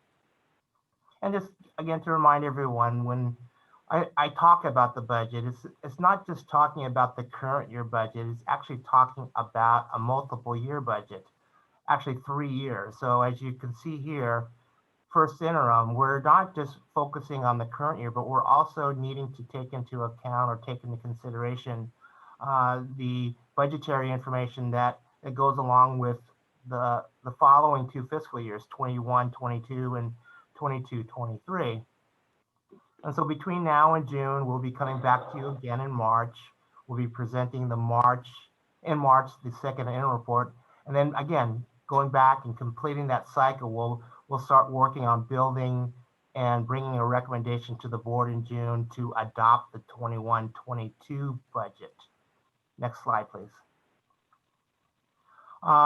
Again, the interim report certification is critical, as you've heard me talk about. We did bring to the board, and the board did approve a positive certification to go along with our first interim report. And again, to remind everybody, a positive certification means that the district is able and will be able to meet its obligations, not just in the current year, but also the subsequent 2 years. Next slide, please. And so going back to the theme about, we're now starting to talk about building our budget for next year. So here's just, again, what goes into building the budget. In this case, this is an overall picture in terms of the state adopted budget. So as we all know, that the governor came out late last week, his proposal for the upcoming January budget for the 21-22 fiscal year. And then also to come May, the governor will come back with what's also referred to as the governor's May revision. And the information that we hear at both of these points in time will be going into building and what eventually our legislature will be having to decide and voting on what that state adopted budget will look like eventually come the end of June. Next slide, please. And so our focus obviously will be is with the governor's January proposal, there are budgetary assumptions that we need to be aware of, because those are the budgetary assumptions that we go into building our 3-year budget. So the main factors are going to be obviously the cost of living adjustment, or as we refer to as the COLA. And then the COLA translates into how much additional local control funding formula funding that we get. That's LCFF. And there are some other budgetary assumptions that are also baked into the budget assumptions. And those are things such as the pension cost for STRS and PERS. But as I'm illustrating here, we're not just talking about and being concerned about one set of assumptions for one particular year. It's that we're looking at and constantly looking at 3-year assumptions each time we go through this process. Next page, please. And similarly, come May, we'll be, again, revisiting all of these factors. It's very likely that the assumptions will remain the same. It's quite possible that these assumptions will change. And as I've always said, and then will continue to say, that our budget, our current financial situation will always take into account the most up-to-date budget information, and that this budget information will change between now and May, and it'll change again sometime between May and June, and a year from now, these assumptions will obviously change. Next slide, please. And so all that kind of all put together then goes into what ultimately is going to be the state adopted budget, and hopefully the state will adopt its budget on time and at the end of June. Next slide, please. So let's talk now about what's in the governor's January budget proposal. So next slide. So again, there's a lot of numbers on here, and I apologize. I'm just going to just kind of highlight a couple of things, and then really get into the important pieces for our district and board. But really, the telling sign here, the message I'm trying to say in regards to this slide. I mean, economically speaking, a year ago we were in a much different place economically. When you look at the 2021 school year, this year, a year ago, when the governor came out with his January budget proposal, at that point in time, we were looking at fairly robust COLA assumptions. We were looking at that time, no further cuts to education. But then, as you all go back and recall what happened in February, and as part of the impact that the coronavirus has had on the state of California, the governor came out in May and came forward with a proposal, as you recall, to cut education close to about 10%. And then we all know what happened after that. The legislature was able to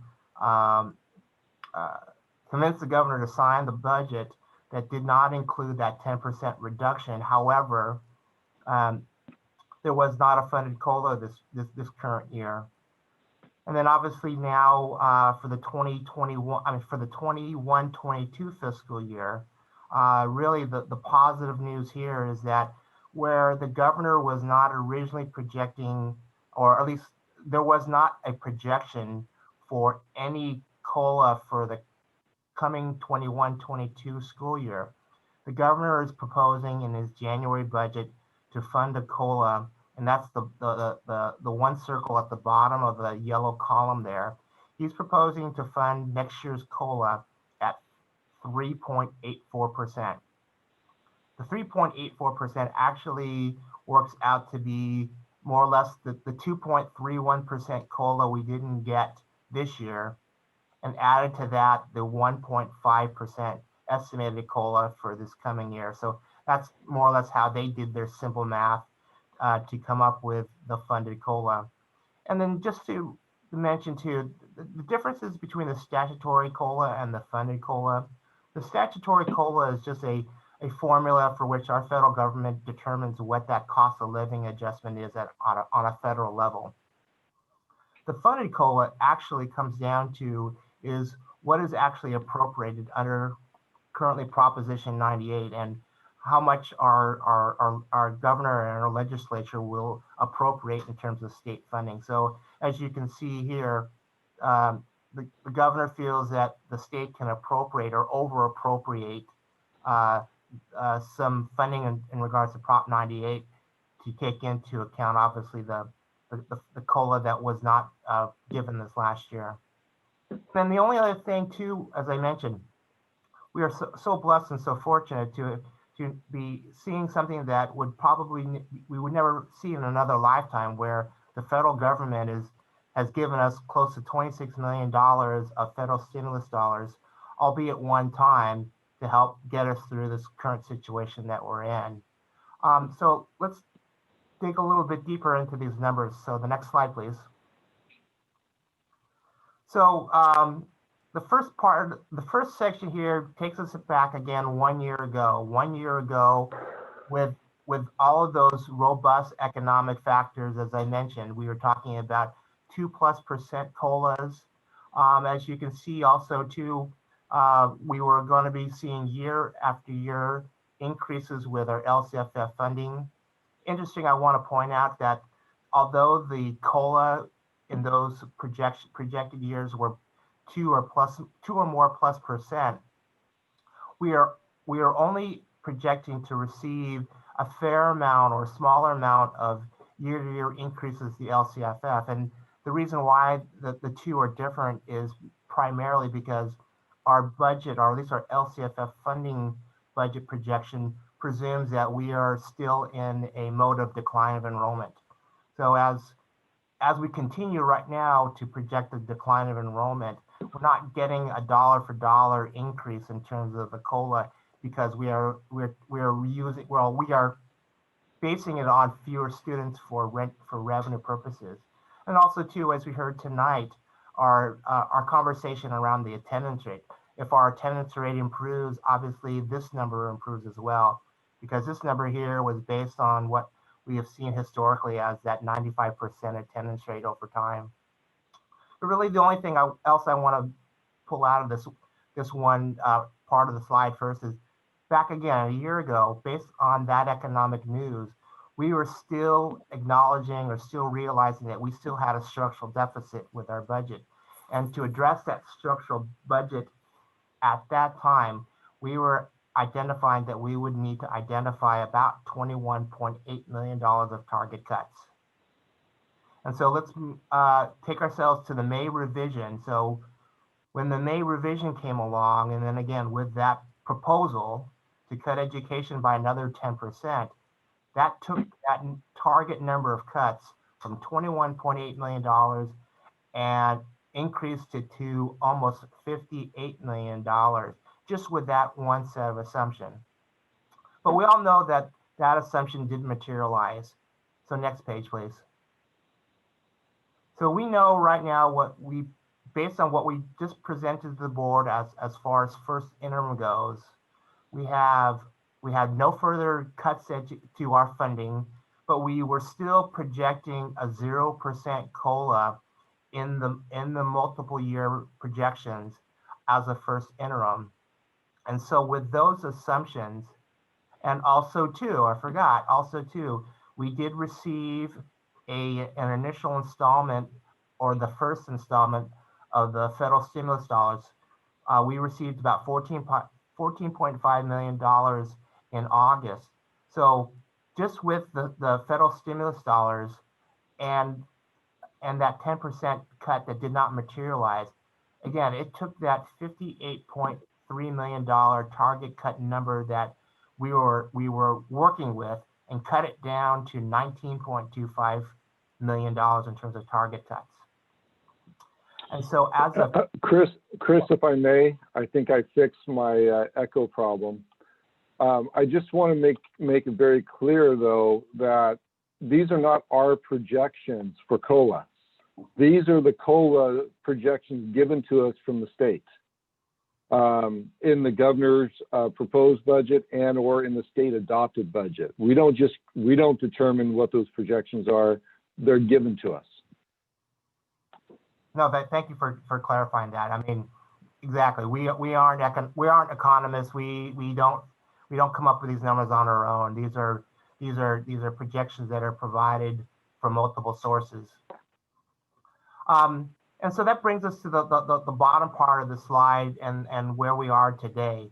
So based on the governor's proposal, again, mentioning that the governor is proposing to fund COLA for next year at 3.84%, just that funded COLA is projected to give us about $8 million more revenue for the 21-22 school year compared to what we were projecting or estimating just a month ago with the first interim report.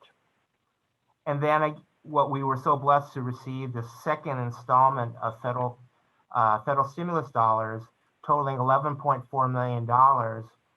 And so when you take into account both those assumptions and then also too, and again, it might be a little bit premature, but for purposes of now and trying to figure out what our number or our number is,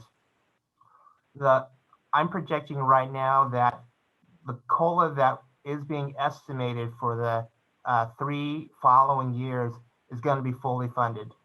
And again, we'll know more as the economic news gets updated. But I think for tonight and for now, I just thought that it made sense just to assume that whatever the statutory COLA was, that is how much the state would actually appropriate. So with all that said and everything else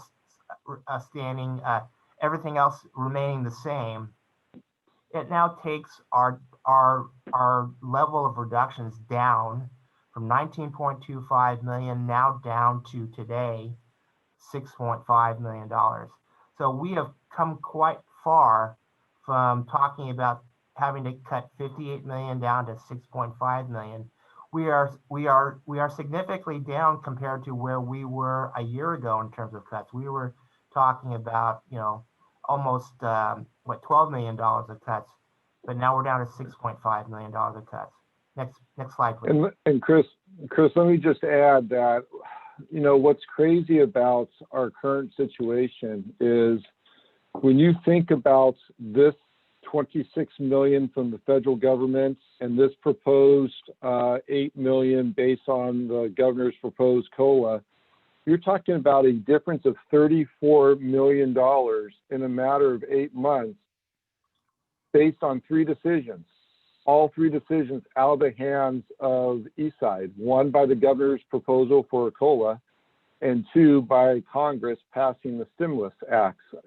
In my 30 years in education, we have never received this kind of funding from the federal government outside of Title I and outside of special ed.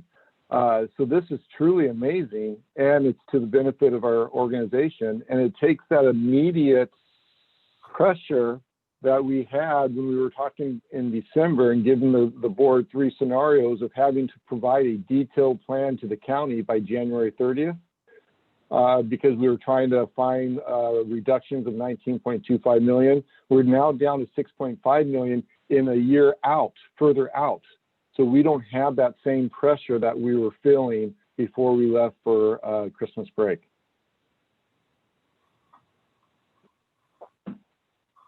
Okay, next slide. I do want to make sure that also too, as we talk about all of this increase in funding assumptions, that we're still cognizant that our structural deficit is still tied to some of these known expenditure changes when you start looking at our annual budget each year. And so just to highlight a few, some of the key expenditure assumptions is that we know we have a current salary schedule that we've negotiated with all of our bargaining groups. And just with the current salary schedule, there are individuals that will be moving up on the salary schedule, making more money from one year to the next, depending upon whether I'm a certificated or I'm a classified or a management employee. So those increases are automatically built in and are part of the budget assumption. Those other assumptions also include the STIRs and PERS. Those are all payroll connected. So as a percentage of payroll, the pension contribution, and these are the employer contribution rate. On top of this, obviously, the employee has an employee responsibility, employee responsibility for paying contribution rates as well. But for the employer, those increases also go up as salary and benefits go up. Fortunately, right now, the STIRS rate is not projected to increase, but the PERS rate is projected to increase by almost 3%. One of the other larger known annual increases to the budget also now include health benefits or health insurance premiums. Within our current budget and budget projections, we have been projecting about a 6% increase year after year. We just recently had some conversations with our brokers working with us as far as insurance, and we are close to our 6%. We're just slightly above it, so we have some work to do to see if we can get and negotiate our rates down to closer to right now what the budget looks like. But literally, it's still an increase year over year to the budget.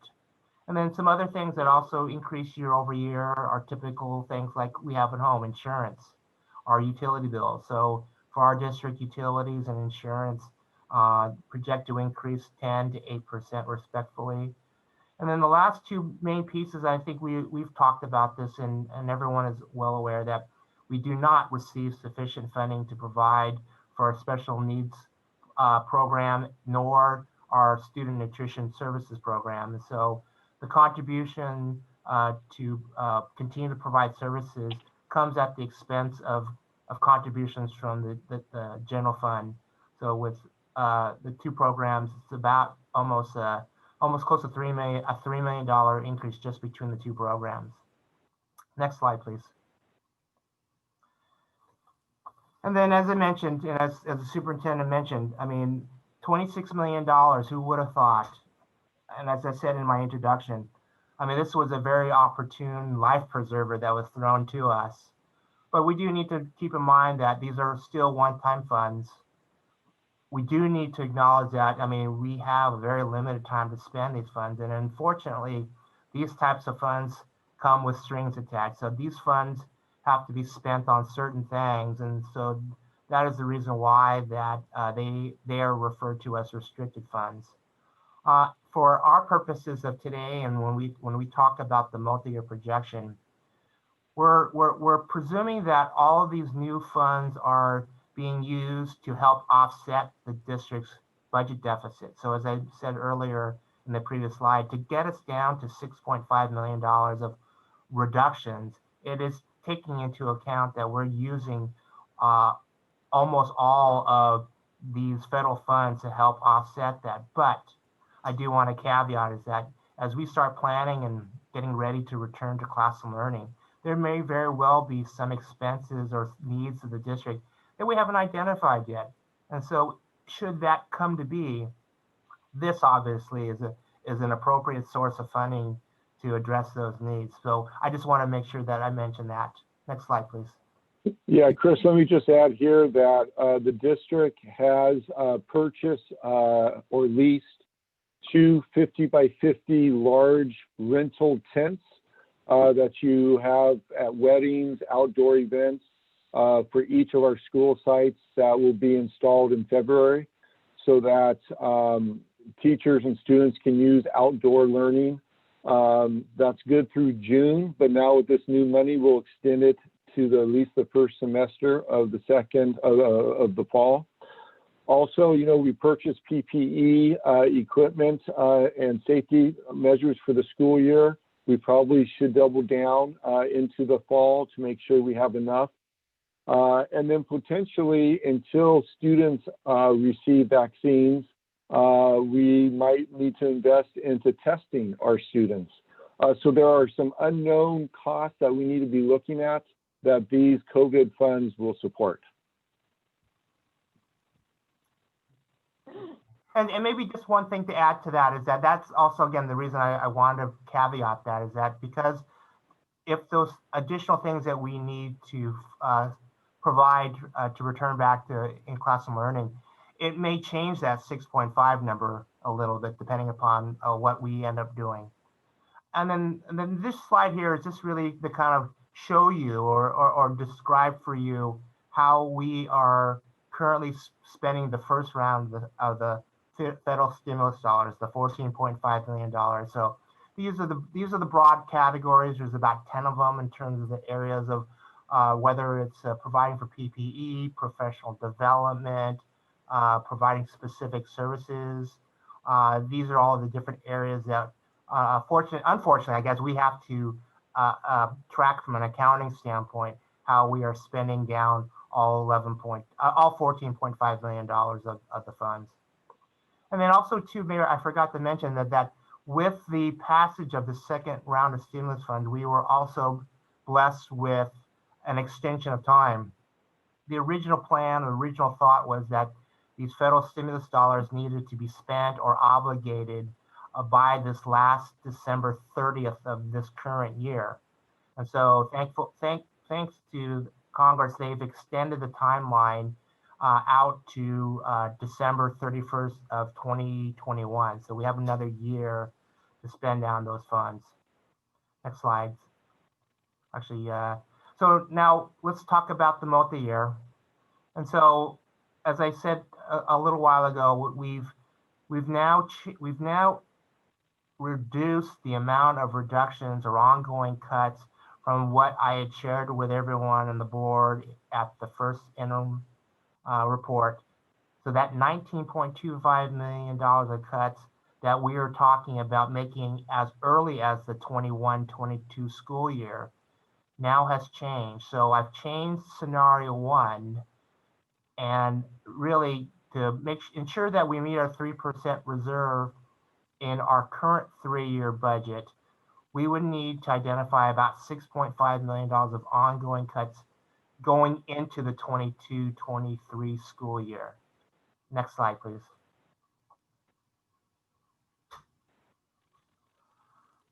And so also too, I want to remind everybody, as we now are starting our journey again to building our 21-22 school year budget, we will now need to start having a conversation about what the 23-24 school year looks like.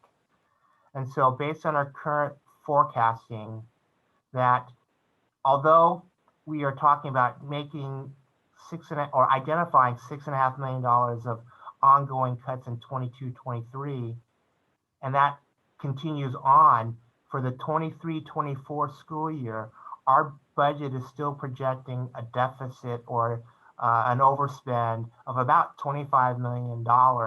So I want to make sure that we all know that it's not only talking about $6.5 million today. We will need to have some discussions about the $25 million deficit going into 23-24. And again, I think the superintendent mentioned, we have now some time because some of the pressure has been lifted off of us in terms of making sure we can have as many conversations and dialogue with our stakeholders and the board as to what that may look like. Next slide, please. And so the next 3 slides are really just what I was just verbally talking about, but just in the form of numbers. So here is really what the multi-year looks like for based on the governor's now proposal for January. And so as you can see here, year two, we were again originally projecting the reductions to start in year 2. Now with the not having to make those cuts in year 2, the cuts now show up in the 3rd year, and that's $6.5 million on the bottom there. But I think maybe the only thing to take away from this is that what's in the red boxes. So even with this plan or this proposal at this point in time, we are still projected to deficit spend at the conclusion of 21-22, and most importantly now 22-23. So that $9.6 million projected deficit in year 2 grows to $25 million in year 3, assuming nothing else changes, right? And that's again, assuming nothing else changes. Maybe we can skip to the third, not the next one, Chris, one more slide. And so this last slide here is really the grand total of everything. This is the entire general fund. But again, the most important thing is that we meet our fiscal solvency requirements. Our ending fund balance, about $11 million total combined, is a little bit more than the 3% reserve requirement. So this enables us to present a positive certified budget and annual report to our county at this point in time. Next slide, please. And so as we're rounding third here and heading home, where are we in terms of what we need to do next? And as the superintendent alluded to earlier, what was originally the desire of the county for us to submit a detailed fiscal solvency resolution plan, we are now able to still submit. I mean, we still have to submit a fiscal solvency resolution by June 30th, but that plan does not need to be as detailed because we now have more time, and that because the cuts aren't showing up in the first or the second year of the multi-year projection, that we have time to identify or help identify how we're going to find savings totaling $6.5 million. But what we see here on the slide here is that, we've come a long ways. I mean, when we were talking about having to find $58 million of cuts, I mean, that translated to 435 people, 435 FTEs exactly. And that was a lot of teachers, a lot of classified, and a lot of management people. And you can see over the last, again, 6 months, because of the updated information, that number now has shrunken down to $6.5 million. So although layoffs is the last thing we want to do, but if we had to come up with $6.5 million of reductions in the form of FTEs, this is what it would look like today. Next slide, please. And the reality also in most of these, if this were to happen, would be actually through either non-reelects or retirees. And so the number of actual layoffs, if we ever had to do that, would be even much smaller under this scenario now. Well, and so let me also add, before we take questions, if Ms. Cortese, is that there's a couple other things in the governor's budget that's very promising. And even though it's still January and we have the May revise and we have the whole negotiation process, for the first time since the recession, the state is now proposing, or the governor's proposing, adding money for summer school. Whereas in recent past, school districts like Eastside that offered summer school, we did that out of our LCAP funds. And so any money that comes from the state specifically for summer school to address learning loss either allows us to expand our summer school program and or will save money in the LCAP, therefore saving money in the general fund, therefore reducing the deficit even more. And from all intent and purposes, from what we're hearing from from UCLA, is that California is primed for a quick recovery, that we may not actually hit a recession. And if that were to happen, as Chris Jew mentioned, those COLAs stay steady or those COLAs increase, that is to our benefit. So it's a very promising governor proposal. Although most of his special ed increases are tied to elementary, We know President-elect Biden has talked about increasing funding for special education from the federal level. And if that were to happen, that also saves funds from our general fund. So it's a very promising time. And so we are in continued conversations with CSA and ESTA to continue just refining our budget process, doing deep dives around projections, and looking at a monthly basis on what those projections will be so that we can continue in positive dialogue and continue to build trust around the budget so that when there comes a time that we have to address the deficit, there'll be a lot of different things on the table to discuss, as opposed to just always falling back on potential layoffs. With that, we'll take questions. Well, Go ahead, Patty. okay. Yes. Yeah, thank you. And that's great news, Chris, and a great summary. And I just want to point out that, you know, people I know in the organization are getting tired of hearing about layoffs. And I want to say that I emphasize, of course, layoffs is the last thing we want to do. And yet when we have to do the game with the numbers, where we turn in a budget that aligns with the governor's, the numbers that we're given to balance our 3-year budget. Layoffs is one of the things we could put in as a placeholder that doesn't need to be negotiated or, you know, committed to by any of our bargaining units. So I think it's important to let people know that's why we do it. It's not that we intend to ever use it as a threat or a, you know, cloud hanging over the organization or anything. It's really just a placeholder for the most part. You know, because, you know, I think the administration has been great every time we present these, you know, kind of frightening numbers to say, you know, this will go down, this will change, you know.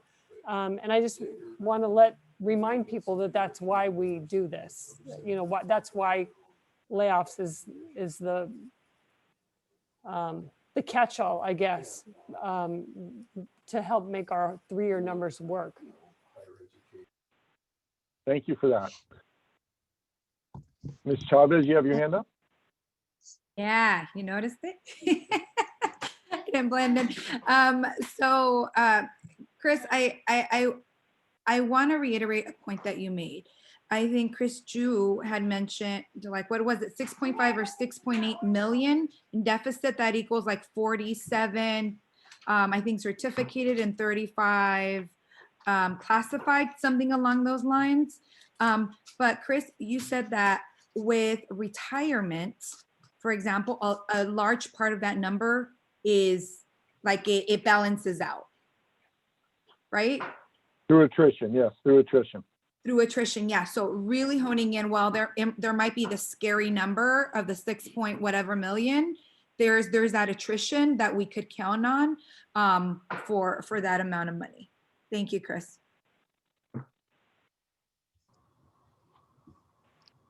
Any other board member would like to comment? Mr. Ferrer? I have a question. I put Mr. my hand Herrera? up. I put my hand up, but I Go don't ahead. have a comment after hearing the first 2 comments. Thank you. All right. I think it's very positive and a very good news for funding. My question here is, when we're talking about the option 2 and option 3 that was last month that we are asking the administrator to bring back the budget so we can make a decision on. So if we choose option 2 and 3, then we don't have to worry anything for we not cut any position, not gonna lay off anyone until we will review again on the second year 21-22. That's where we're gonna face about 6.5 million deficit. Am I correct? Yeah, so since option 2 and option 3, Madam President, are no longer on the table because we don't have to make those decisions by March 15th in order to have the savings to start the next school year. Because of that influx of revenue from the federal government and the potential COLA that the governor has presented, we're able to push that off a year.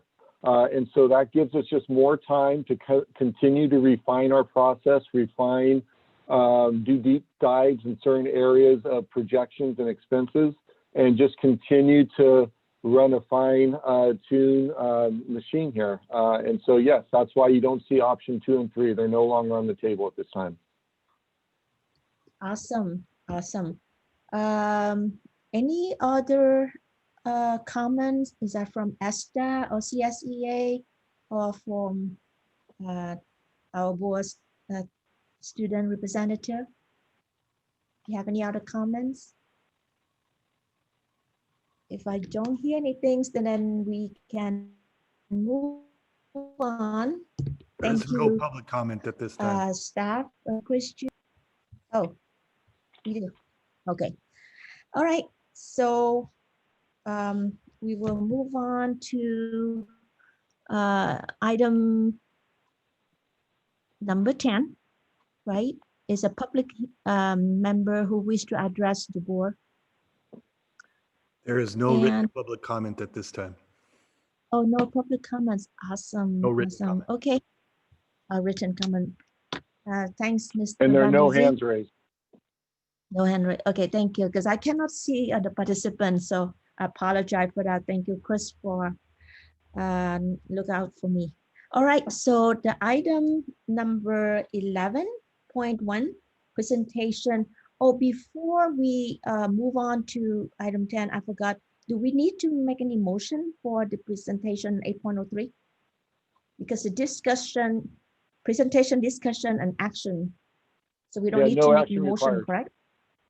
No Okay, action good. required. All right. All right, good. Thank you. For 11.01, so presentation and update information, discussion, and action for novel coronavirus, COVID-19. Mr. Superintendent, Fung? All right, so this is the same format that we've been using since last March.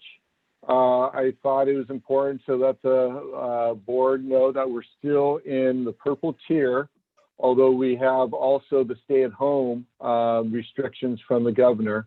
And that if you look at, as of the 13th, we have 1,133 new positive cases each day.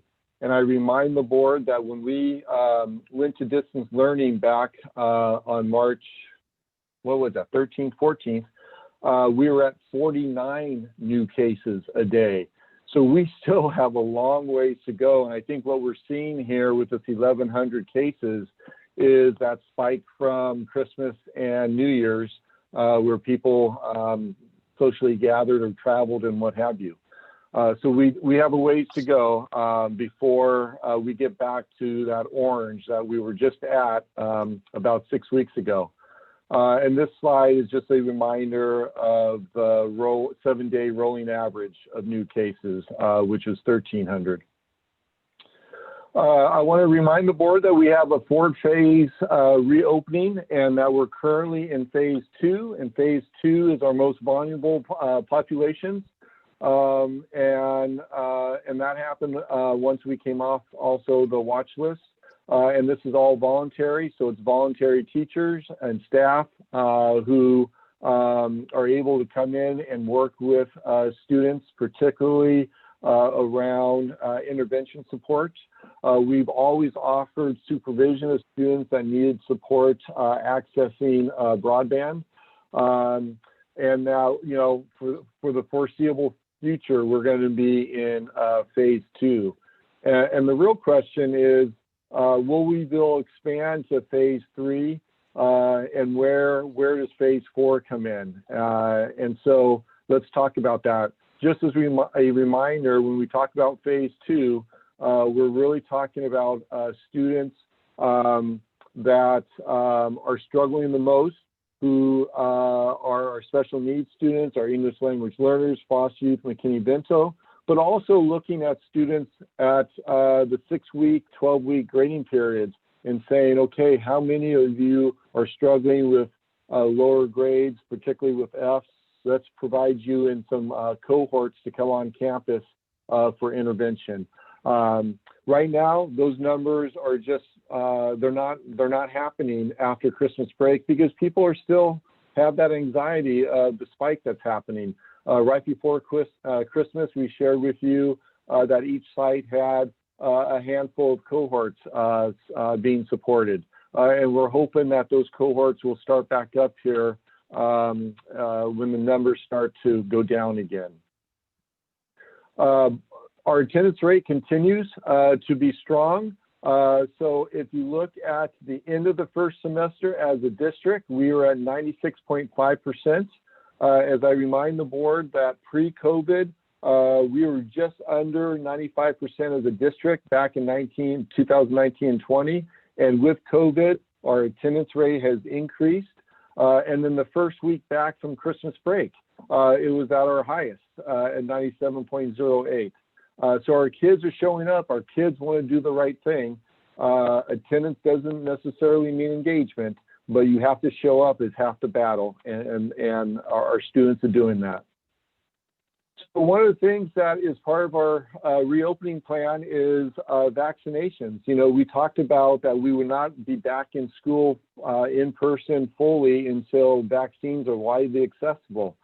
And based on CDC and the federal government, and here in the state of California, Santa Clara has put educators in phase 1B, particularly in tier 1 of 1B, as individuals that will be eligible for vaccinations. And so they anticipate that to be at the end of January, early February. So when we talk about education, we talk about all employees, so support staff, custodians, counselors, teachers, administrators. And so that's good news. The key, though, is what is going to be that process of getting vaccinated. And so because school districts have health plans, the county public health believes that the easiest way of doing that is for employees to use their health plan to get vaccinated. And you'll have to do that by appointment. And so, for instance, I'm part of Kaiser, and when you go on Kaiser's website, they show each stage, and they're still in stage, in fact, I think I have it up here. They show phase 1 here.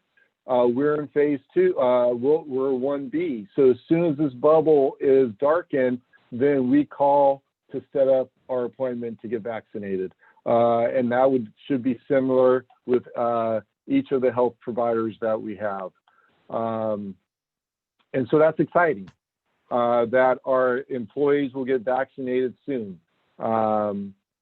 So then the essential question for our board, not to be answered today, because I don't think we're in a rush to do that, but is when do we require employees to get vaccinated? Similar to employees having to get TB tests every 4 years, it's clear that school districts have the right to require employees to get vaccinated. So the question is, do we have our employees get vaccinated immediately when it becomes available here in the next couple, 3-4 weeks? Or is it immediate for those that are required to be on campus or come to the district office to work because they can't do their work from home? So that would be like stage 1 of our employees who get vaccinated. And or do we just simply say, you know, we understand that there's some anxiety around vaccines, and maybe some people just kind of want to see what the side effects are, the impact on it. And maybe we say that those that are able to still work from home, you have until August 1st before the new school year happens. Because what will be clear is that the pressure from the federal government and from the state legislature is we more than likely will have to be in person in the fall. And the legislature is not going to continue to fund all employees to stay in distance learning when it's safe to come back and for in-person. Although I hope the legislature is going to give us some flexibility and we take some of the best practices that we've learned through distance learning and apply them in the new school year. So again, I don't think that's a decision the board needs to make tonight, but I would love to hear some thoughts on the board to give staff a little bit of direction on this. Not a decision tonight, but just the initial conversation. So we can open this part up now, and then we just have one more thing to cover with the board on this particular topic on COVID-19 update.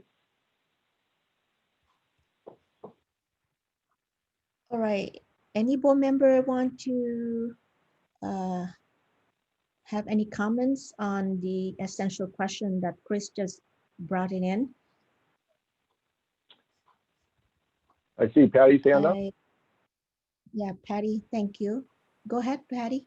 Yeah, I think this is a great question. And I like your thinking, Chris, around the August 1st deadline, because you know, I think we've seen in the news that the rollout of the vaccines has been, in some cases, a little hit and miss. And so, you know, requiring something immediately that might have some hiccups that are beyond people's control. And I also like your thinking that, you know, maybe some people have their own unique situation that they're dealing with, and they're more comfortable taking a month or two to sort this out. So I really like your thinking and acknowledge your thinking around that August 1st deadline. I think a lot of people, when the vaccine becomes available to educators, I'm guessing a lot of our teachers will just go get it, you know? But in terms of requirement, it's sort of like some of the other things we've done, you know, where we just kind of encourage our early adopters to take it on first, and then, you know, a little later have a deadline. So I think that's a good approach. Yeah, Chris, I know that we talked a little bit about staff and teacher need to get the vaccinated, but the student, do they need to have a vaccine also before they come back to school? Yeah, so you know, there are certain vaccines that students have to enroll into school, and that's part of the education code. At this particular point in time, the legislature has not made that a mandatory requirement. I think eventually they more than likely will, because of the severe impact of COVID-19 and how contagious it is, particularly new strands of it. But at this point, it's not a requirement. I see. I want to throw this out because you know, if we talk about we have to get, you know, vaccinated and no later than August, then some of the students and parents are looking forward to the graduation. And I think that's will be happening in May, I believe. So I think that we already, you know, suspend the graduation from last year already. And I think it's very important date for student and family. So I don't know that, you know, what way that we will collaboratively work, so at least we have some memory for the student that want to graduate this year, and they deserve it, you know, for the whole year of the distance learning and to the pandemic. So I like to see if we can open up at least, you know, for, you know, the months of the graduation, at least that, you know, what we can do to support our student. Yeah, so a couple of things, and thank you for bringing that up.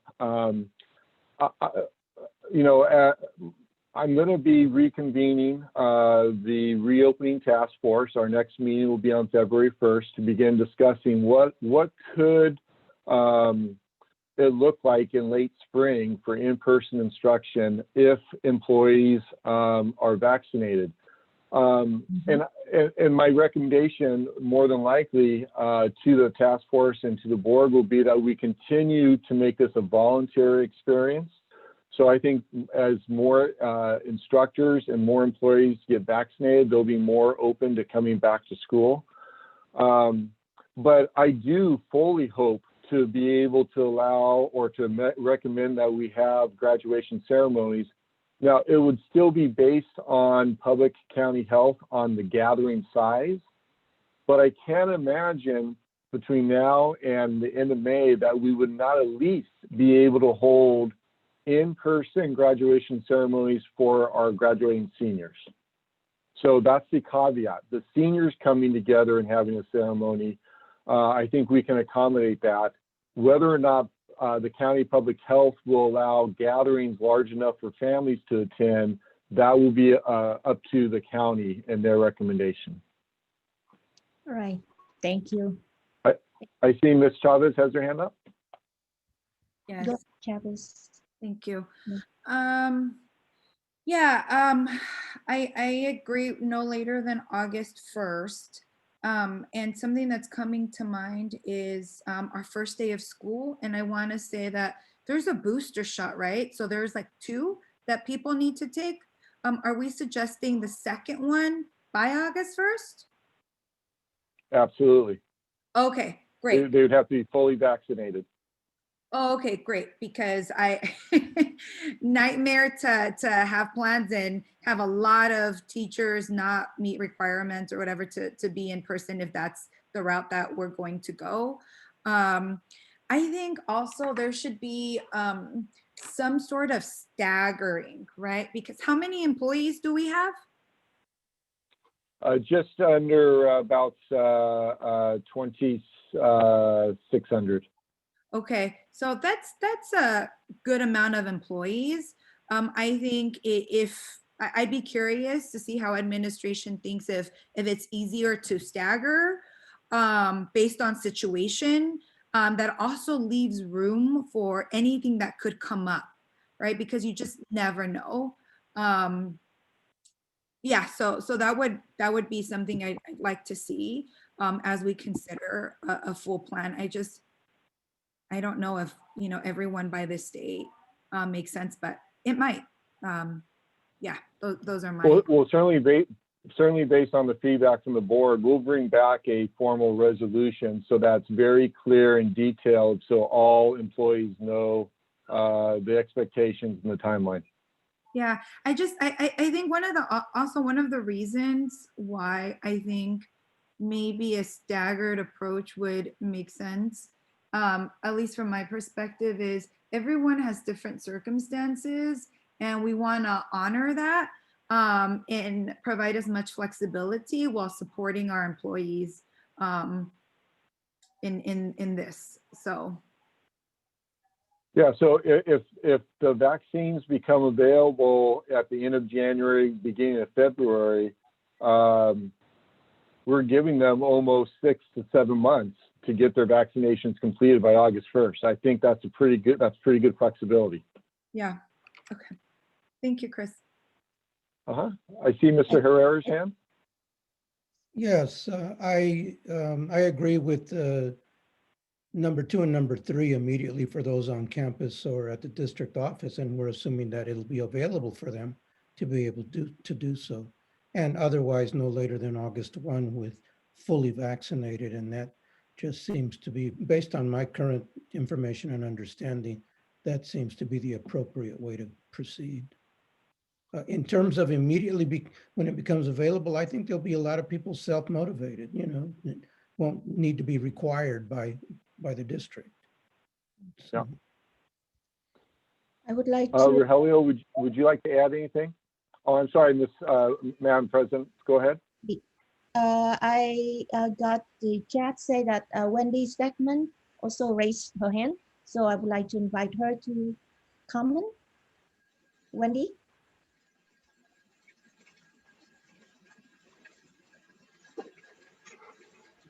I don't see her hand, but go ahead. I was Wendy, saying go ahead. Kaiser is now taking phone reservations for people 65 and up.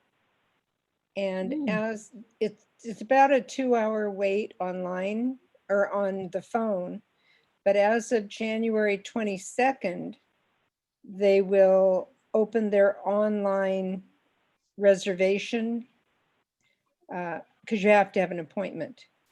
So people will be able to do it online.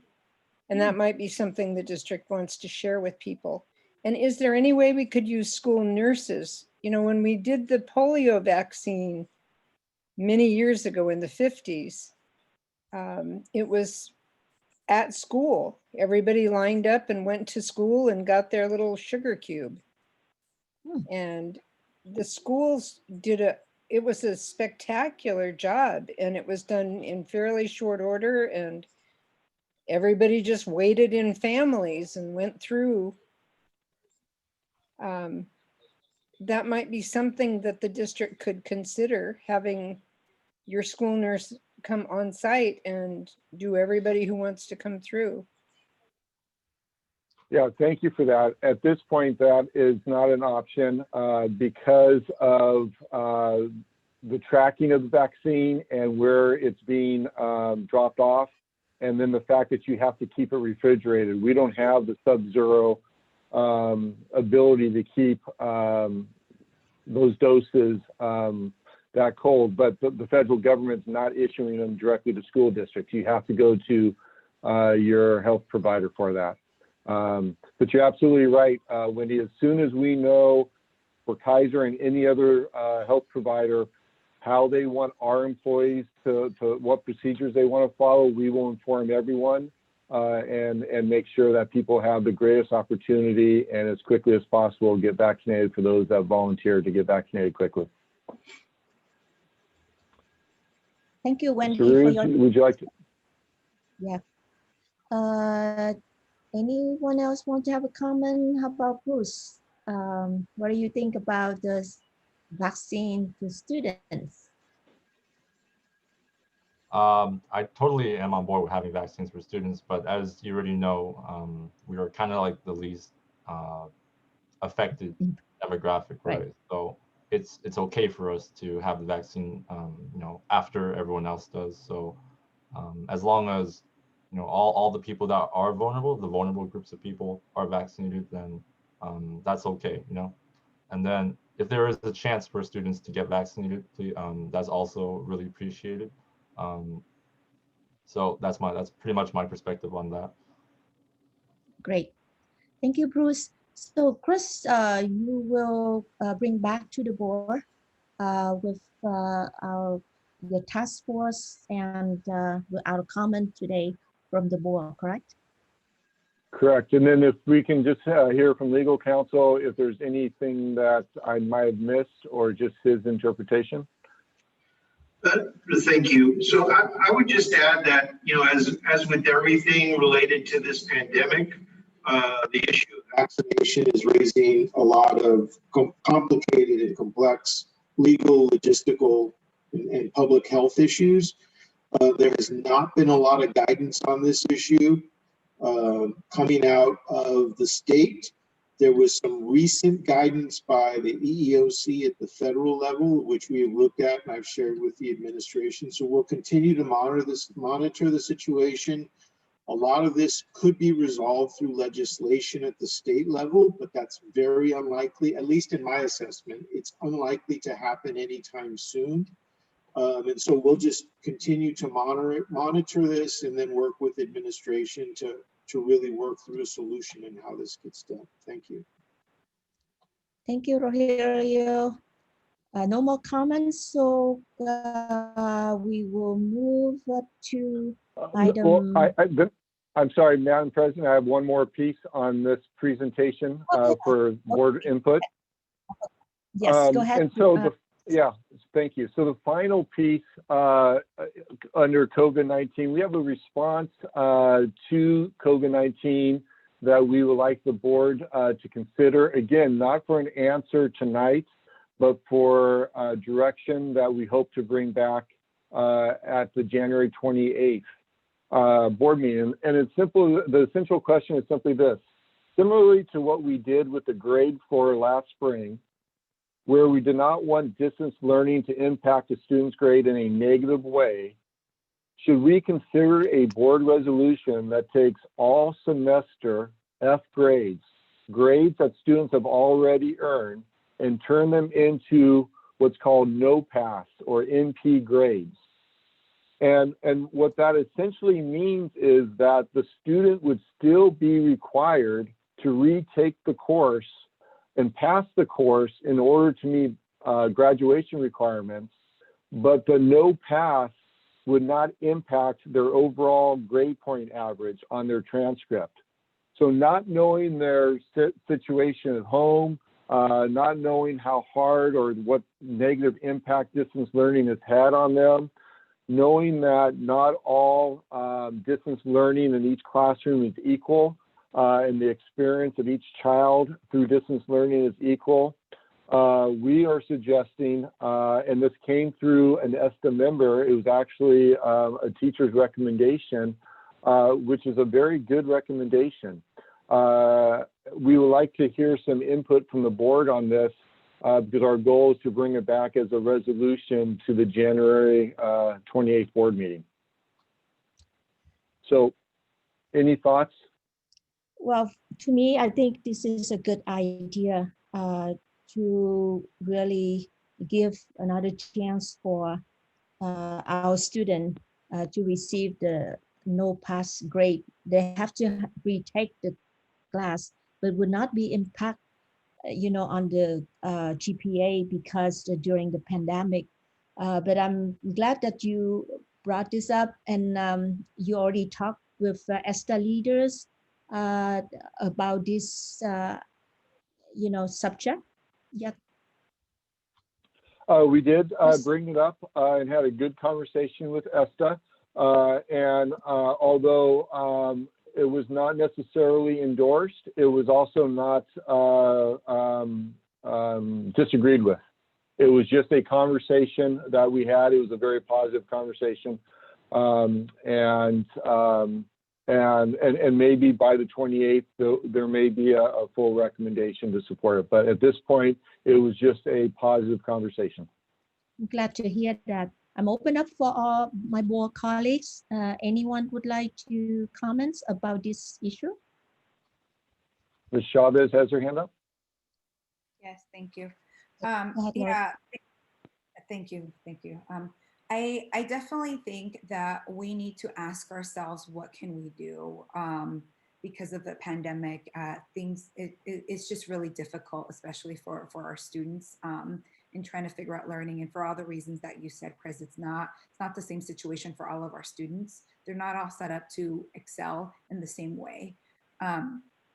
And so I'm happy to consider this. A question that I have is, would this mean that, for example, if there's a student who doesn't pass like 8 out of 10 classes, assuming there's like 10 classes in a year, and they get no pass for all the Fs, would they have to like redo pretty much another school year in order for them to graduate and get credits? Because no pass means no credits, right? So that would be considering for extreme situations like a whole nother year for them. That would be correct, depending on what year they're in. Yeah. They might be able to make it up through Cyber High, through back-to-back summer schools.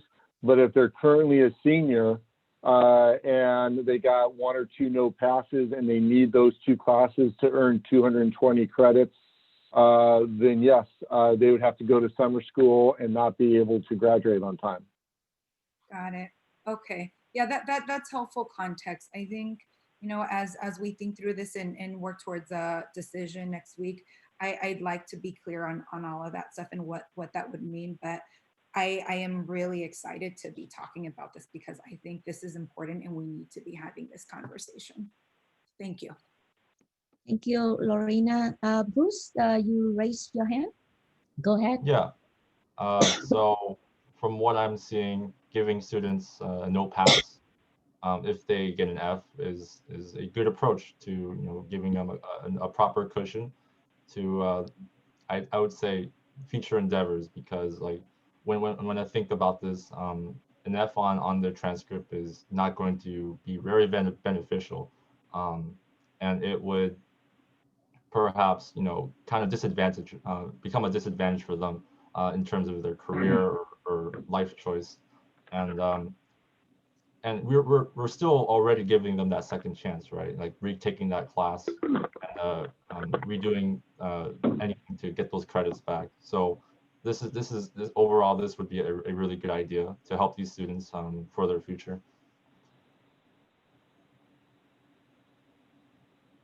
Ms. Cortese? Yeah, thank you. I agree with the that this is a good idea. I mean, there's actually some other things that I've been talking with folks about too.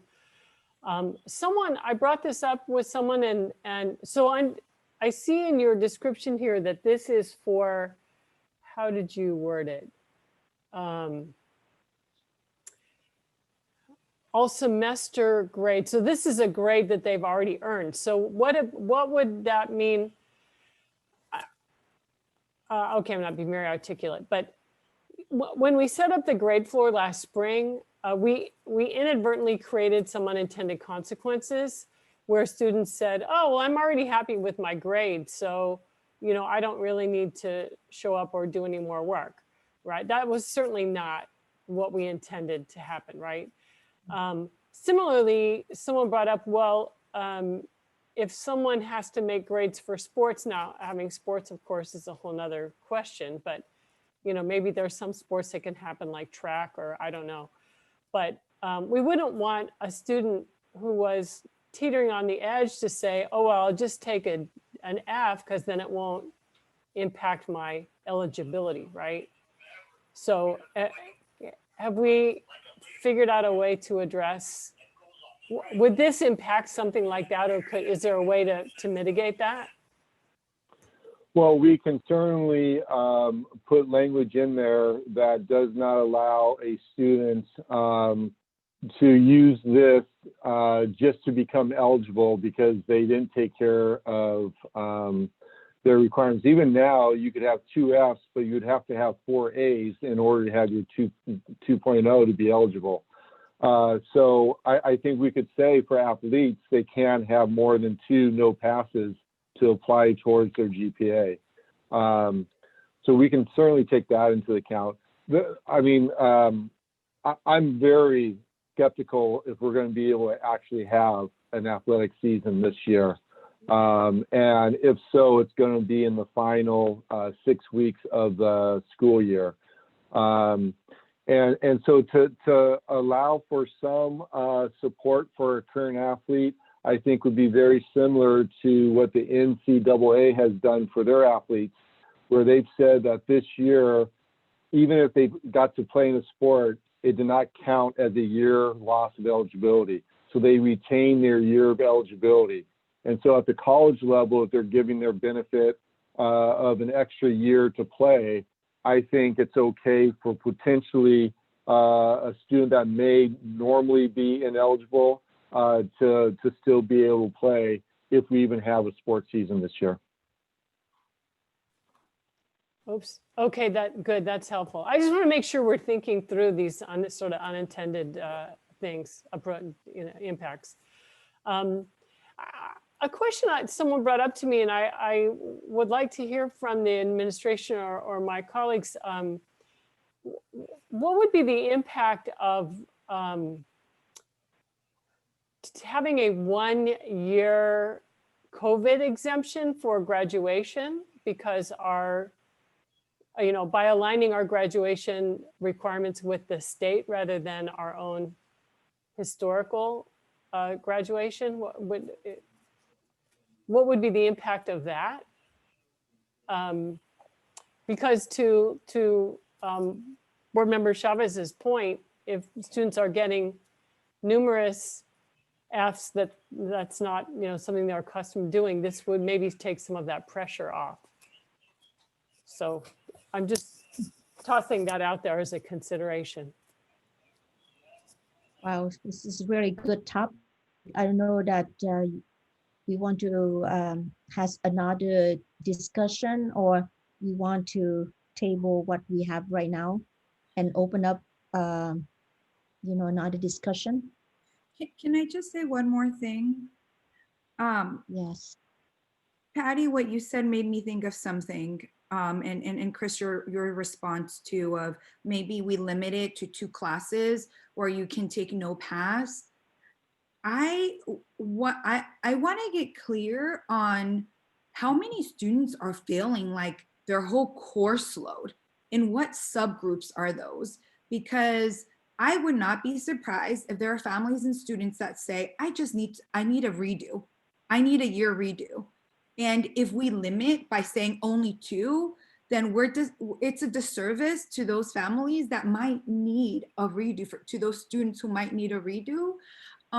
So as we think what this is, what it could look like, I'd want us to consider that. Because for me, it's not just about ensuring that students graduate from high school, it's about making sure that we set them up to excel in the next stage of their life, right? If some of them Sure. say, yo, I don't meet my A through G requirements, right? I'm not competitive because of this 4th year of whatever that I need to be in school for.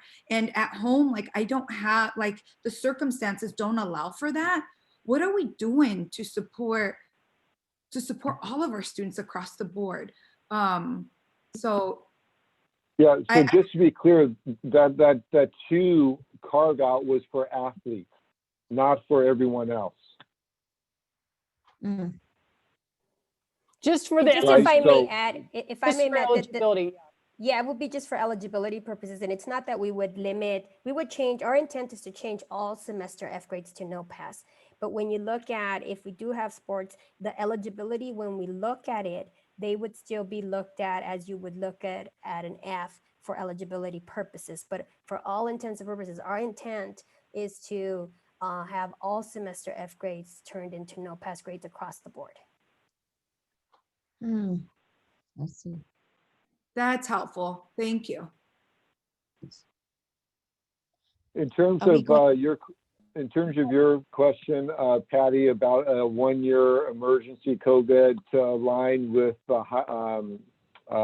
graduation requirements, I'm assuming you're talking about just for current seniors. Yes. Yes. Well, I think an unintended consequence would be that a good number of people would stop coming to school because they've already met those minimal requirements. That's a good point. Even more so than the people last spring that just stopped going to 1 class because they like their grades, so they want to focus on another. I think it would be a larger number with seniors who have already met their requirement. Yeah. Yeah, another idea I wanted to toss out there that it was actually a student at the student governing board meeting on Monday who we were talking about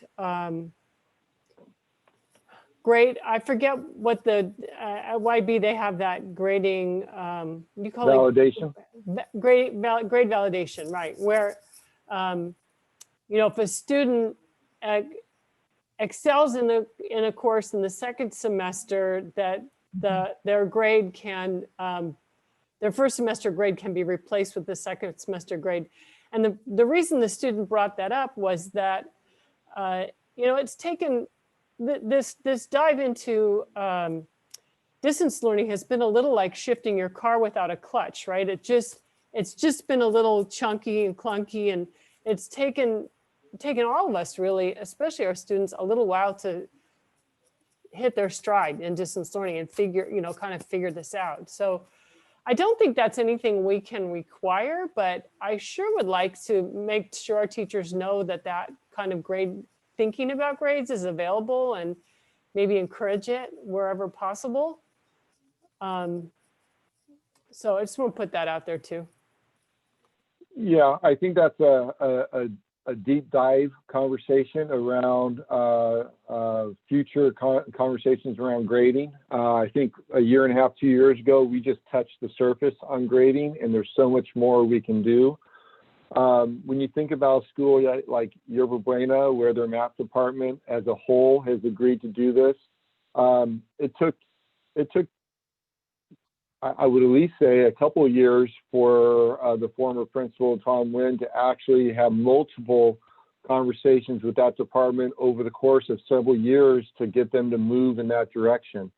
And so, quite frankly, the board does have the authority to make that kind of policy change, but I think we need to engage all stakeholders and take our time around that and not just jump in like something like this, that the teacher's already issued the grade. We're just simply taking that grade that the teacher issued and turn it into a no pass so it doesn't impact their GPA. So I applaud the concept of grade validation. I just think it's a deep conversation the entire organization has to have, and I don't think we can do that in this short period of time. Well, is it something that a teacher has the discretion to use if they wanted to, especially during COVID? Yeah, well, they've always had that discretion, yes. Okay. So they've had the discretion to actually go back and change a previous semester grade based on a current student's current performance. Correct. Okay, great. Good to know. Well, thank you. All right, so yeah. Patty and Lorena. I was wondering, do we have to have a motion for no, I this just need a presentation, or direction, no? Madam President, and we'll bring it back January 28th. Yes, I think, yeah, I think we already discussed about all our board colleagues. We asked you to bring back to the next board meeting, well, actually on January 28th, right? That's correct. Okay. Okay.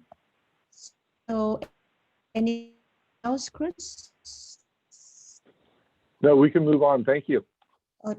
Anything else for this item? Okay, thank you. All right. Move on to item receive and adopt second reading of proposed amendment to BP 7160 Charter School Facility. Mr. Chris Yu, Associate Superintendent of Business. What Go number ahead. item is that? 13.01. 13.01. Yes. This is just an Yes, item. 13.01 is a second reading of Board Policy 7160. The board's had an opportunity to weigh in on this board policy changes. I'll move to approve. Second. All right, I need Mary to do a roll call, please. Student Governing Board Member Bruce Wynn, how do you vote? I approve. Thank you. Board roll call vote, President Lay, Aye. Vice President Herrera, Aye. Clerk Chavez, Aye. Member Cortese, Aye. Member Doe. Aye. Great. All right, we can move to 13.02, Move for discussion and approval. action to approve the. Let her finish, Thank you, Manuel. Mr. Herrera. You're eager. You second, So you sorry, second, Mary. Lorena? I wish I had that energy right now. Go. Okay. Can we, well, maybe let Lorena have the first motion, then Mr. Herrera will be the second, right? Sure. Okay, Mary, would you please call? Student Governing Board Member Bruce Wynn, how do you vote? I approve. Thank you. Board roll call vote, President Lay, Aye. Vice President Herrera, Aye. Clerk Chavez, Aye. Member Cortese, Aye. Member Doe.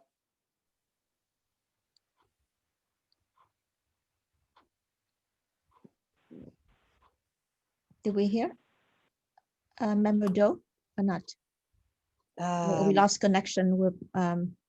He looks frozen. Yeah. He's having, there he is.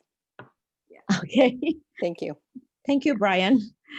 Oh, all right. So now, yes. Anyone else want to comment? You're broken up. I cannot hear you.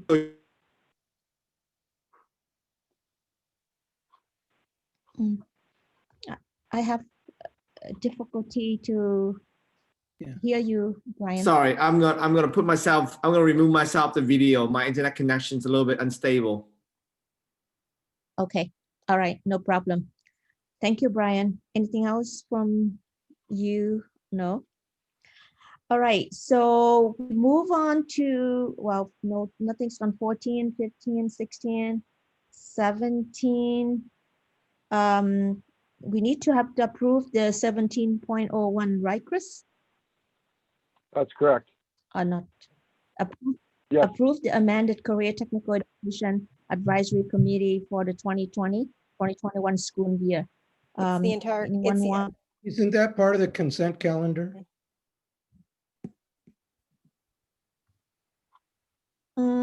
Yes. Number No, 16 is I did not see it on consent calendar and everything. Oh, yeah, it is consent. It's all consent. Oh, So yeah, on the 16 and consent calendar. I just move for oh, approval so of the all consent. consent from I'll second. 16. Madam President, move for All approval. of the right, consent Mary, please calendar roll. and Member Cortese seconds. Student Governing Board Member And Bruce Patty Wynn. is second. Yeah. Student Governing Board Member Bruce Wynn, how do you vote? I approve. Thank you. Board roll call vote. President Lay, Aye. Vice President Herrera, Aye. Aye. Clerk Chavez, Aye. Member Cortese, Aye. Member Doe. Aye. All right, thank you. And that is consent calendar, the 16 to We're at 21.01. 21.01. Okay, because that's a little bit mess up. Okay, 21.01, we have written report recommendation. Anyone has any comments from 21.01? I have a question on one of the reports, and I was wondering, Ms. Marquez, if you could answer this. This is from the Stakeholder Equity Committee. There was one thing, as I don't even know if I was reading the tables correctly, but it said that the school board should attend an equity training and review data outcomes from the CAP quarterly. Is that right? Is that accurate? Like that's something we should do? Well, it's a recommendation based on the data that the Stakeholder Equity Committee provided. So it's just part of the recommendations. And then underneath that, you could see the things that we have responded to. And so obviously there's a lot of things in the recommendations that we still quite haven't gotten to. And so that's still a work in progress. Part of that piece was about the board attending implicit bias training as part of the equity piece, which I believe all of you did, with the exception, of course, of our newest trustee, Mr. Doe. Okay, wonderful. I'd love to learn more about that.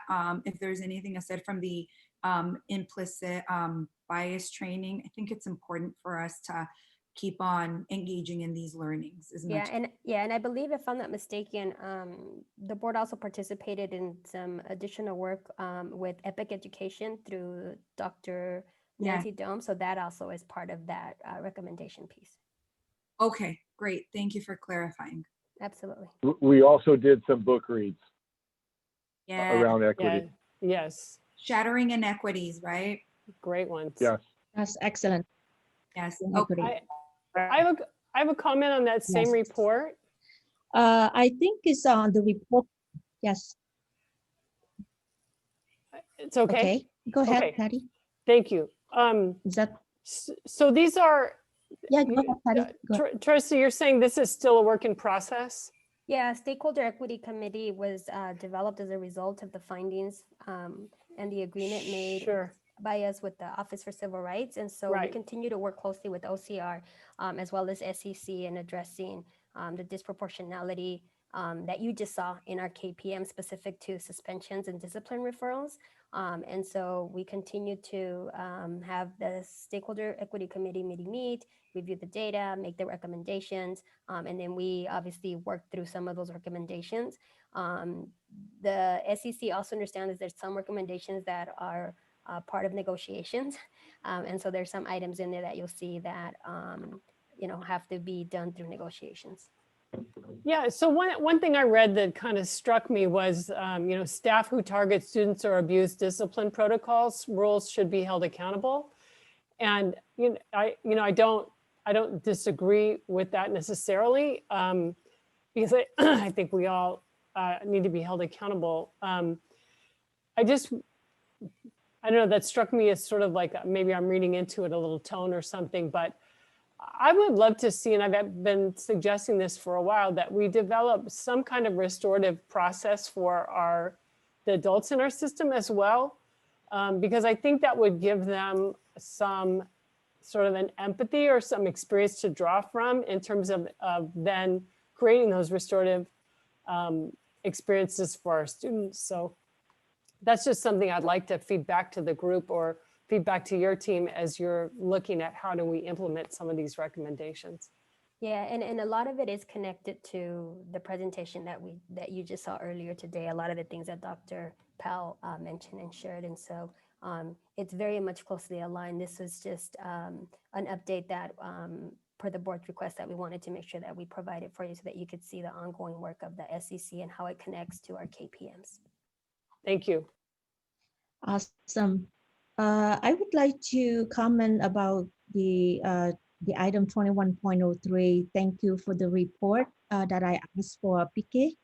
And I think this because I attend 2 events at the YB and Silver Creek, and I think it's very good program to support parents so they can support back the children for their student. And I hope that this model will continue to our district. And if after the PK program was disappeared, then maybe we just continue in our district to have this type of program to, get the parents to understand the process and they support, our student. So that's something that I'm really interested. And thank you, staff has done just a good job. All right, so any other comments? Then we're going to move to 22, item future agenda items. Opportunity for board trustee request item. Any item for future agenda? We still have one meeting next Thursday and the one on January 28th. So we still have time. If you don't have anything right now, so we can move on, right? The number 22.03 annual governance calendar. Do we need to No, there's nothing there. approve anything? Nope. Okay. It's All just a right. reference. Great. All right. Thank you, Chris. All right. So the board trustee superintendent communication comments. So let's move to our board colleagues. So move on with board member Brian Doe. Brian, Sorry. do you have any comment? Nope. I'm good. Thank you. All right. How about Patty Portizzi?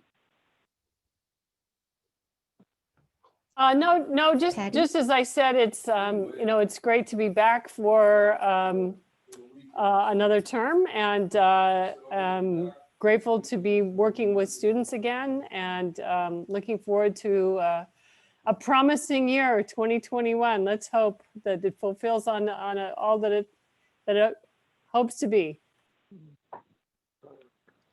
Awesome. Thank you. Now let's move on with board clerk Lorena Chavez. Yes, Comments? thank you. Welcome back, everyone. The attendance has been amazing. So clearly everyone's excited of returning because we're all showing up. I also wanted to mention we're off on Monday, Martin Luther King Day. So I think it's important that we take a moment to reflect on the importance of that day, the significance, and the contributions that he made to our civil rights movement. And lastly, I want to share that I will be bringing forward a resolution next week at our board meeting regarding what happened at our nation's capital on January 6th. Why? Because it's important that we make a statement. We need to help our students understand what happened on that day. Our students look to us, right? And it's a scary time. And as leaders, we should show our students that we stand for something, and that something is our Constitution. We teach the Constitution in our classrooms. We show why our Constitution is important and that it's the framework of our democracy. And the actions that took place on January 6th are in complete contradiction of those values. And it's important that we help our students make meaning of what happened that day and why our country has been upset and confused. So as educators, we'll work harder to make sure that our students in our district understand the principles in our Constitution so that when they witness these events, they know why they are so offensive. Thank you, Board Clerk Lorena Chavez. And we will move on with our Board Vice President Manuel Herrera. Good meeting. I'm just feeling more of a sense of optimism as we begin this calendar year for our district and our community. Gosh, the financial information was just such a relief. Is such a relief. We still have challenges, but they're at a manageable scale and not the overwhelm that we were in before. And in terms of our systemic approach to equitable communities, it feels exciting to me. This district is on track, and I feel uplifted by the big discussions that we had today. Thank you.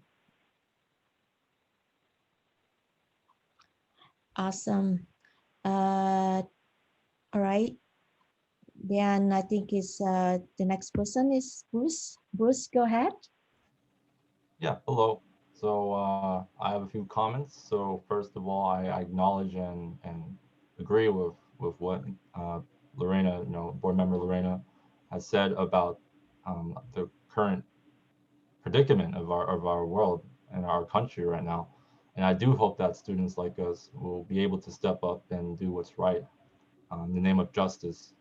And this also kind of reminds me of some of the other opportunities that students like us would be able to do for this district. So I do hope that in the next future board meetings, students are able to come here and express their sentiments and their struggles and what they're working on in the form of, I would say, an agenda item or public comment. Anything would be really important for the board to hear.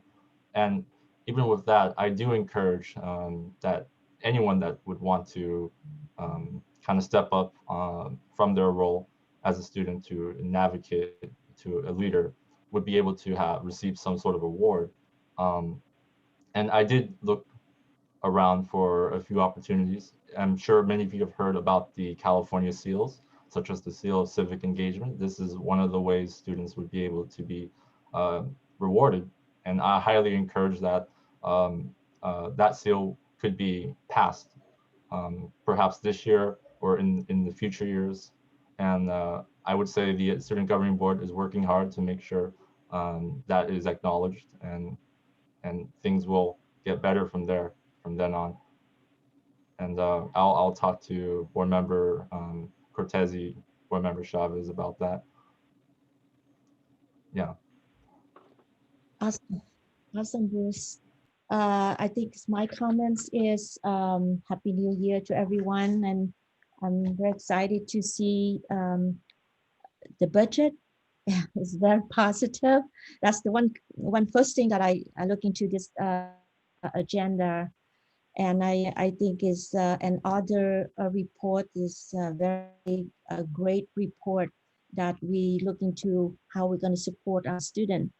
I appreciate board member Lorena Chavez will bring the item next week. We will talk about this. And I think is my point here is I just want to pray and hope, peace, you know, and there's a country and the community, and I hope that we will not divided anymore, and just we're gonna move on with the pandemic, you know, with everything's happened in the community, in our society, in our country.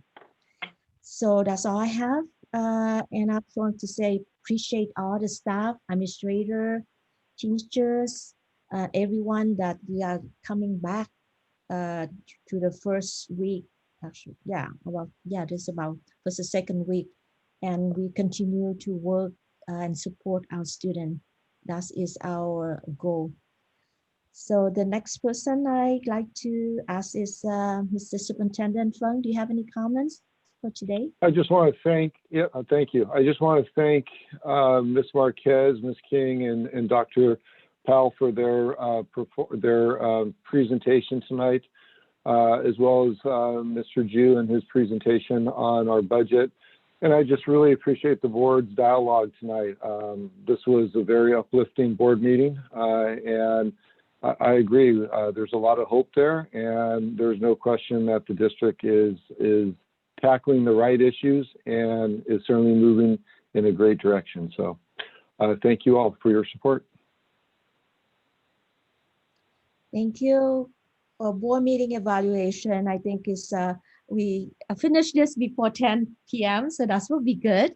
But I think is we have a very good and strong report that we need to have time to digest it and have a discussion. So I think turnaround that we still on time.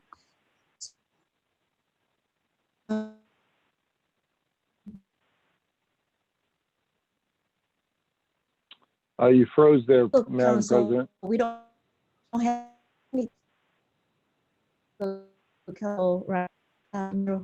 able. So I don't think we have anything for legal counsel, correct? That's correct. All right. Thank you, Rohira Yo. So the meeting is adjourned. And